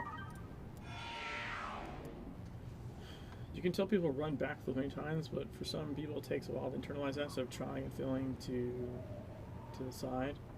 Yeah, Zen, that is a big one. That's one I talk about in my E10 video a lot, is, you know, you run it back into the middle, and so many times, even people who've done the raid a bunch of times will just like fucking brain fart and like try and go hide it behind the rock. Like, you literally can't get it far enough away. Stop fucking doing that. All you do is filth the hiding spot. But that's just practice. Honestly, that's just practice. But it also needs to be like something that people care about getting better at, right? Like, I think I know for a fact sometimes I come across as like more toxic than I intend to be. I'm genuinely most of the time not, and I genuinely enjoy helping people get better. I genuinely enjoy just helping people. I'll just help people like whenever I can for the most part. I like that. I like helping someone out. I like helping someone learn something new and have them having that eureka moment. Like, I genuinely enjoy that. Sometimes, especially like in text or in Discord, sometimes I think it can come across not how I intended. But I think it's important that no one's gonna learn if no one tells someone that they're doing something wrong, or almost more importantly, why what they're doing is wrong. I even had an issue with my Cabal E10 raid. This is like maybe like a year or even 2 years ago now. Like, I had an issue with my Cabal where one of my players got pissed with me because I was telling him, like, you know, that he messed up, and he didn't like that. And part of the reason he was upset was he didn't understand why things were happening in the raid. He just learned the raid as like a DPS player, and he was doing what he was told, but had no idea why he was doing what he was doing. It was just someone said do this, so he does that. Which, like, that's not good, because again, when something goes wrong, you don't have a framework to understand like what you should do when something goes wrong, because you don't know why you're doing what you're doing when it's right. So we had a good conversation about that, and I, you know, explained to him, okay, this is what you're doing that's not correct that we need to fix, and this is why. This is the mechanics. And then went on to explain like why the tanks do certain things, what's going on here and there. And afterwards, he was really happy about it. He wasn't mad at me anymore, you know, it ended up being a positive experience. But again, it's because he came out and said, like, look, I don't even know why I'm doing what I'm doing now. Like, no one's fucking told me why I'm doing X, Y, or Z. So I think it's just as important to understand why something is right as it is why something is wrong. I had a filth placer in E10 pug, filth both hiding spots in phase 1 and then quit saying we were too uptight. What the hell? See, so that is a people with a problem with personal growth, right? There's some people that you just can't tell them they did something wrong. They'll just get offended and say the problem's with you, and there's nothing I can do about that. Like, there's nothing, like, I can be as nice as I want. Like, there's some people that'll just take any kind of attempt to help as like some kind of attack on their personal character. They'll take it personally, and they'll just get really offended about it. But phasing both hiding spots, or sorry, filthing both hiding spots in phase 1 is fucking awful. And that's not like being uptight. That's asking someone to like not fuck the raid. Like, please don't waste 9 other people's time because you can't be bothered to do something better. And to me, that's like one of the biggest things. Like, I have the same problem in dungeons as well. Like, when I'm on stream, like, I might rant because I'm not talking to the person, right? So I might rant sometimes about people doing dumb shit and it pisses me off. But I would tell them, if I was in voice with them, I would tell them, but I wouldn't tell them in the same tone, right? Like, I would never say anything that I wouldn't say to the person, but I would probably say it nicer because I'm not an asshole. Like, I'm not gonna say it in the worst way possible to your face. I'll say it in a better way, but I'm still gonna fucking say it, right? But it's a problem I have with, like, dungeons, you know, people doing dungeons, you know, in non-optimal ways. It's like, that's, you know, it's fine-ish if we make it past. If we wipe, you know, more than once or twice, then yeah, I would like someone to take the time to be like, hey, you know, what do we need to fix here? Because it's really frustrating when you have a limited amount of time to do something and other people who maybe have more free time don't mind that they're just fucking whiling away the hours wiping over and over again. I don't have that luxury anymore. My time is so divided into so many different directions. Like, I don't have the time to waste. I just don't. I know you come from IT development background and you're still relatively young with pliable, inquisitive mind, but there are a lot older people who play the game too. Maybe you have some difficulties learning. How old do you think I am, Zen? I'm curious.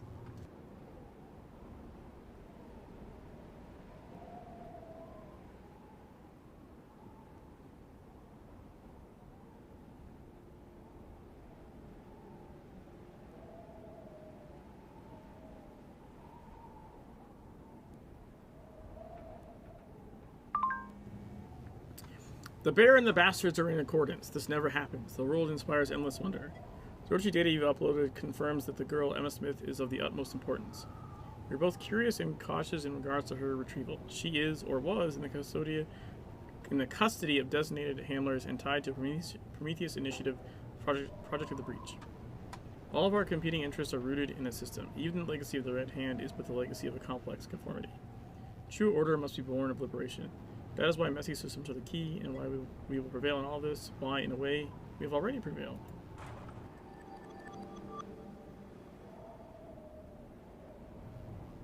I think we have an actual cat playing the game. How hard can it be? Polo, I have no idea what the hell you're talking about. That's like 10 years old. I'm not 10 years old. I'm genuinely curious, though, how old Zen thinks I am. Based on that statement. Critical empowerment results.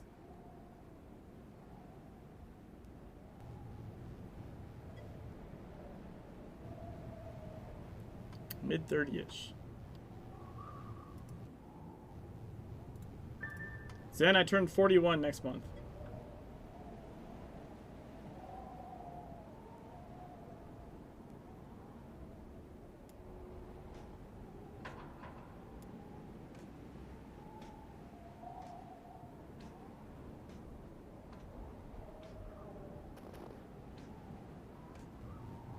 Close enough? I don't think so. I mean, I don't think I would consider that a relatively young with a pliable and inquisitive mind. Like, there's plenty of 40-year-olds playing this game that are immovable fucking objects of stubbornness with a lack of want to improve that has nothing to do with the person's age and everything to do with the person's mentality.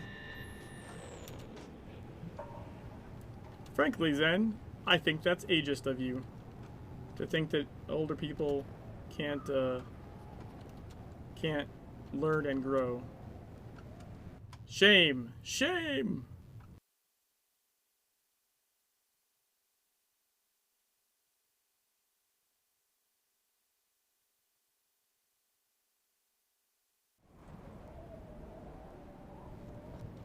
can't say stuff. I can't wait to be 40. I was in my 50s when I first tried the game. I should run some Jimmy's videos through auto captions to find out Jimmy's actual age.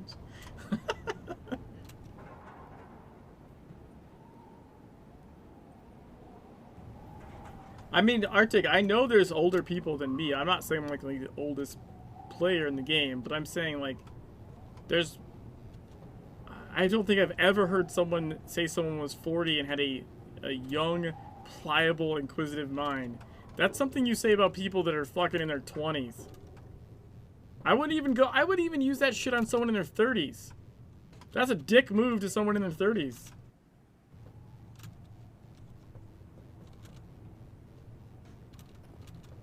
Because that kind of phrasing is usually reserved for someone in their 20s. I mean, everyone I think everyone should strive to have a pliable and inquisitive mind for as long as possible. But I think that phrasing is generally reserved for, Arctic, probably teens, more even than 20s. I'd say you could extend it into early 20s, you know? People are in college trying new things. That's usually like early 20s. It's probably still relatively, like, common use there.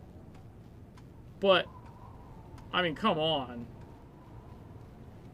But like I said, again, I do think that everyone should strive to be that way for as long as possible. That's healthy.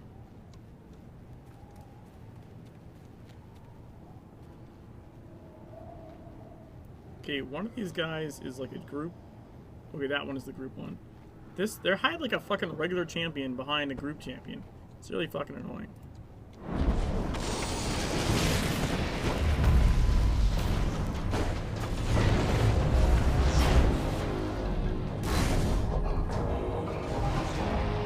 Why am I getting hit before the cast finishes?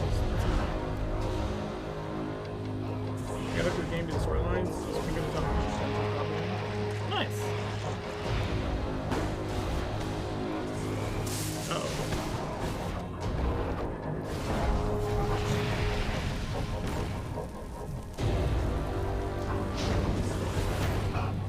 Get him, Fate. Get him.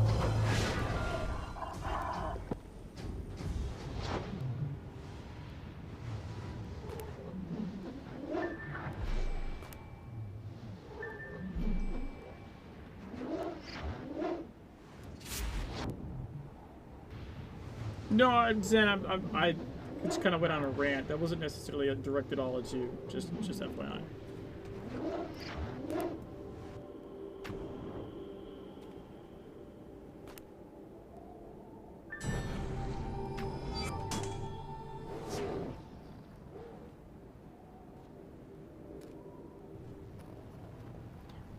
But again, like, my problem is not people not knowing something. My problem is that when people don't know something, and then you try and nicely, I don't mean being an asshole, right? Because I've seen people do that. Like, what the fuck are you doing that, idiot? Like, I mean, when you nicely try and tell someone, hey, you actually should probably be doing this in this scenario, and they just tell you to, like, you know, fuck off, or you're being too try hard, or whatever the fuck. Like, that idea that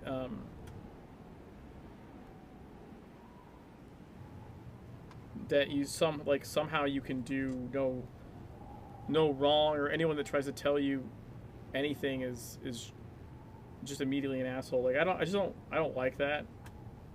I don't think that's a good way to interact with people in general, in life, not just video games. Like, I don't care for that attitude. So I would rather just not play with people like that, right?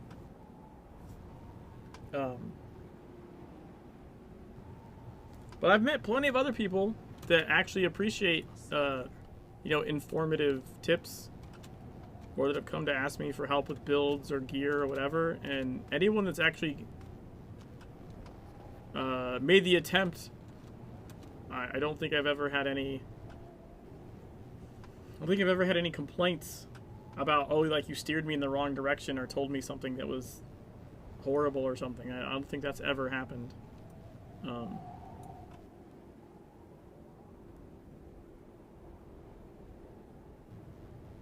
Not encountered that in this game. Nothing doesn't happen, but generally people are receptive to, hey, this is a better way type criticism. I would like to think so, and I still say this game has one of the more positive, like, general chats and communities probably in any game. That said, I certainly have seen people that do that. I've certainly have had people that just have, like, that fuck off reaction. I mean, Poland's example of someone plays filth in both hiding spots and then quit because everyone was upset about it. Like, that's a perfect example. I tried to line of sight molten metal behind the pillar and died to purple AoE. You failed me, Jimmy. It sounds like you failed to execute, Poland. That sounds like you failed to execute. Like, the no one said to jump into purple AoE behind a pillar.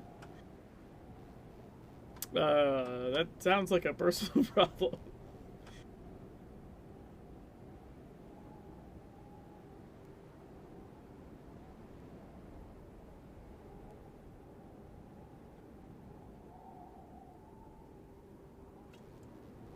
I will say, well, something I've noticed though is that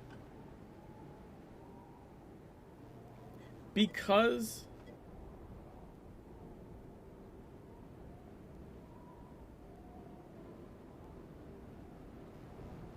the same way with run down the middle and put filth on the elbow strap. Well, you don't run down the middle, you run down the right side and put it under his elbow. That's the best way to do that, Zen. It's in my video. It's been like that since TSW. Except when your sprint drops inexplicably, you end up with filth in an awkward place in phase 1. Okay, that is an unfortunate fucking thing that can happen. Sure. But there are ways to mitigate that. 1, don't jump up and down. That tends to cause it to happen more often. 2, if you are planning to, like, okay, 2, communication is really important. You should say, like, going to pull in 5, and before you say that, be like, okay, everyone, turn off sprint and turn it on. I'm pulling in 5, right? Because generally speaking, it won't drop if you just put it on. It drops while you're standing there, right? You have sprint on, you just have sprint on and you're standing still, and then you go to run and it drops. If you turn it off and turn it on, and within a couple, like 2 seconds run, like, I don't think I've ever seen a drop then. It's one of the things I do a lot of the time, is I just turn it off and on real quick. Which, I mean, I know it sounds like an IT thing, but legitimately it works. Turn your sprint off, turn it back on, then do your pull, Poland.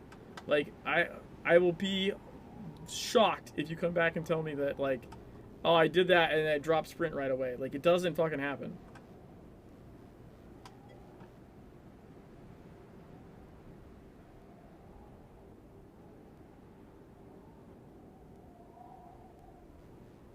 So in our world, tanks indicate they're about to run by jumping 5 times. So we communicate via interpretive dance. Yeah, that's why Poland fucking is. That's why Poland is fucking losing their sprint.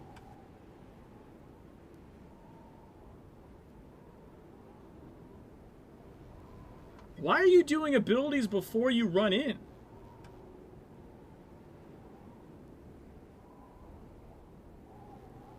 You're supposed to do them as you run in, not before you run in.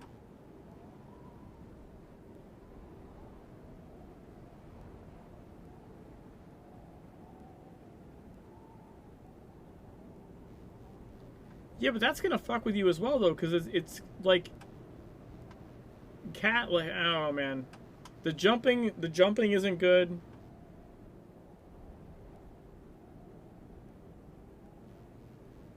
So you run in and knocks you out of sprint? Yeah. What elite are you running?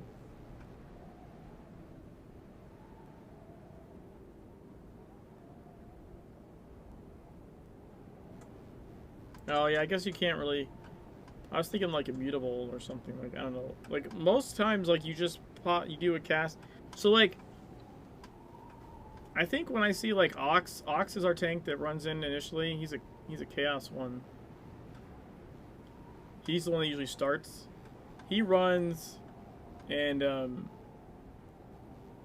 I think he runs, and then like right as you get in range of the boss where he's gonna attack you, he hits an ability, and then he dodge rolls like in to finish. Cause yeah, you lose sprint there. But at that point, you're like most of the way there, right? Cause like you can sprint like, I think, nearly to the grate before his like first beam hits you, or pretty close to the grate, and then like he just rolls.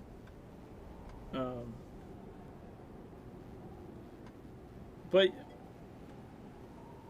yeah. But and just in yeah, I think that's pretty normal for a tank. But generally, your tank is the aggro target. You're not going to get filth anyways. Like it's not going to happen. You're the aggro target. You're not the target for filth. Like a tank, the other tank can get filth, but the tank that's aggro shouldn't get filth. But as far as everyone else, yeah. Something I saw in my first E10, James showed me how to do it. Which showed you which thing? Like to precast, you mean? I mean, it kind of makes sense. The abilities you're talking about do make sense. Like if it's just buffing your HP like before. Yeah, I mean, it's not that I don't get that. But again, okay, look. You could do what I'm saying, which is, I think you're going to lose sprint as soon as he hits you anyways, right? Like, unless you fucking evade or glance it, you're going to lose your sprint as soon as he fucking tags you. You're always going to lose your sprint, like, right before the grate. But, as far as the run part, you could still pop your abilities and hit, like, X, you turn sprint off, turn it on, and then run. You might lose a second or two of your cooldown or something. But again, for everyone else, you could let them know, hey, I'm going to start, turn your sprint off and on, and then we're going to run. Because I guarantee you that does eliminate the problem. At least it does for me. I honestly...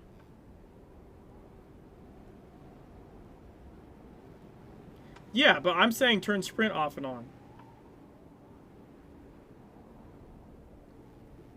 Or, even if you don't need to, tell everyone else that they should do that when you say that.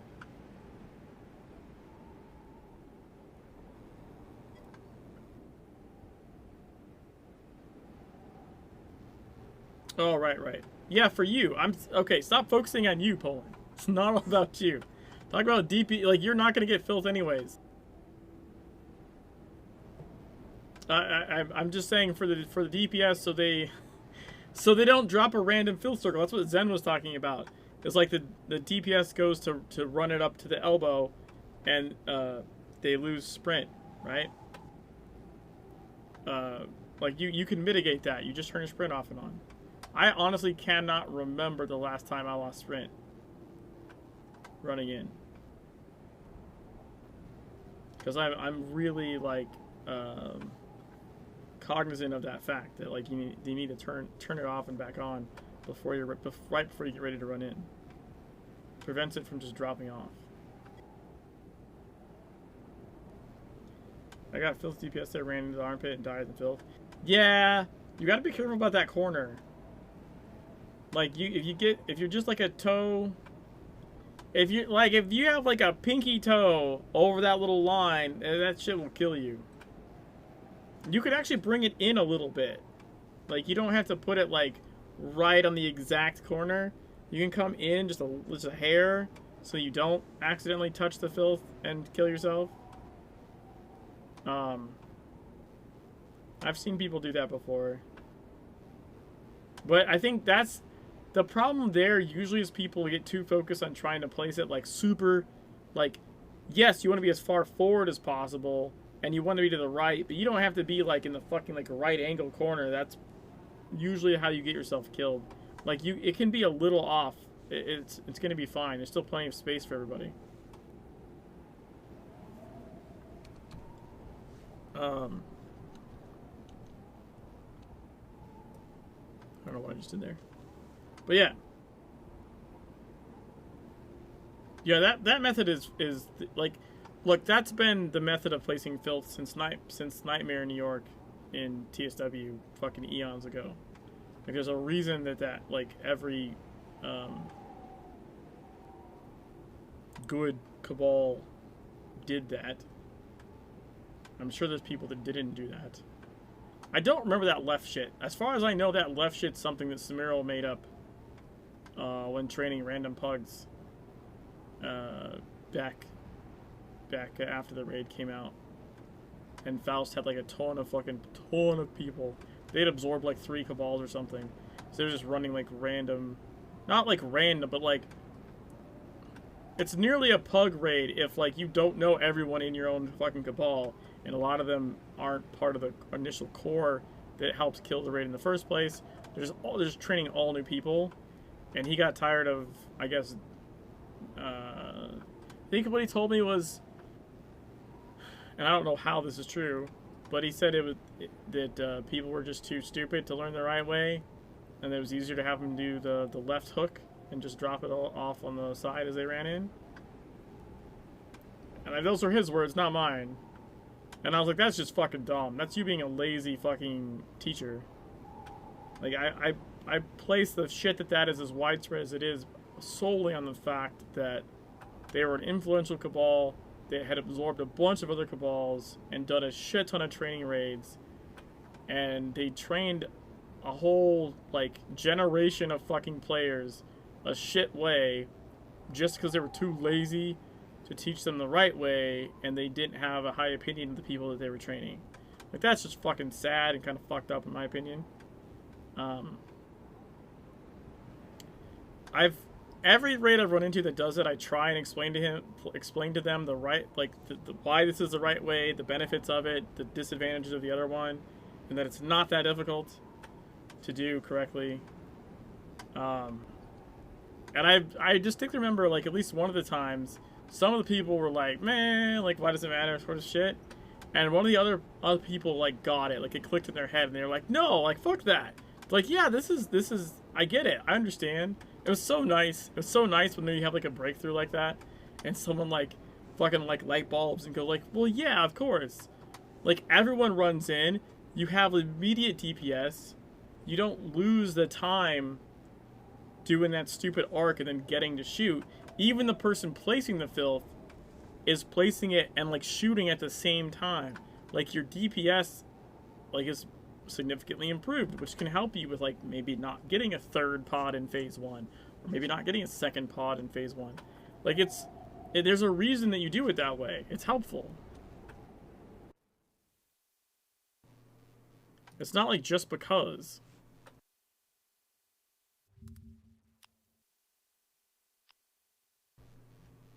Anyways, I meant to end the stream like fucking 40 minutes ago. But I do enjoy talking about the game and talking about mechanics and stuff, so it's my own fault. So I will find someone to host, and I'll see you guys for more of Carpathian Things tomorrow. No one else is playing Legends right now, so...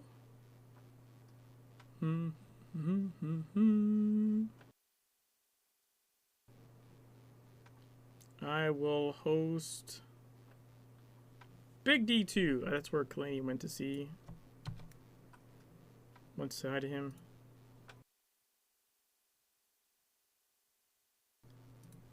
Alright guys, thanks again. Thanks to Kalani for the 5 gifted subs tonight, and Big Shingers for the follow. Everyone for hanging out and chatting and hitting me up with questions. It was one of my favorite things to do, is just literally talk about the game. Like, other than play it, I really love talking about it. So So hopefully I'll see you guys tomorrow. Peace.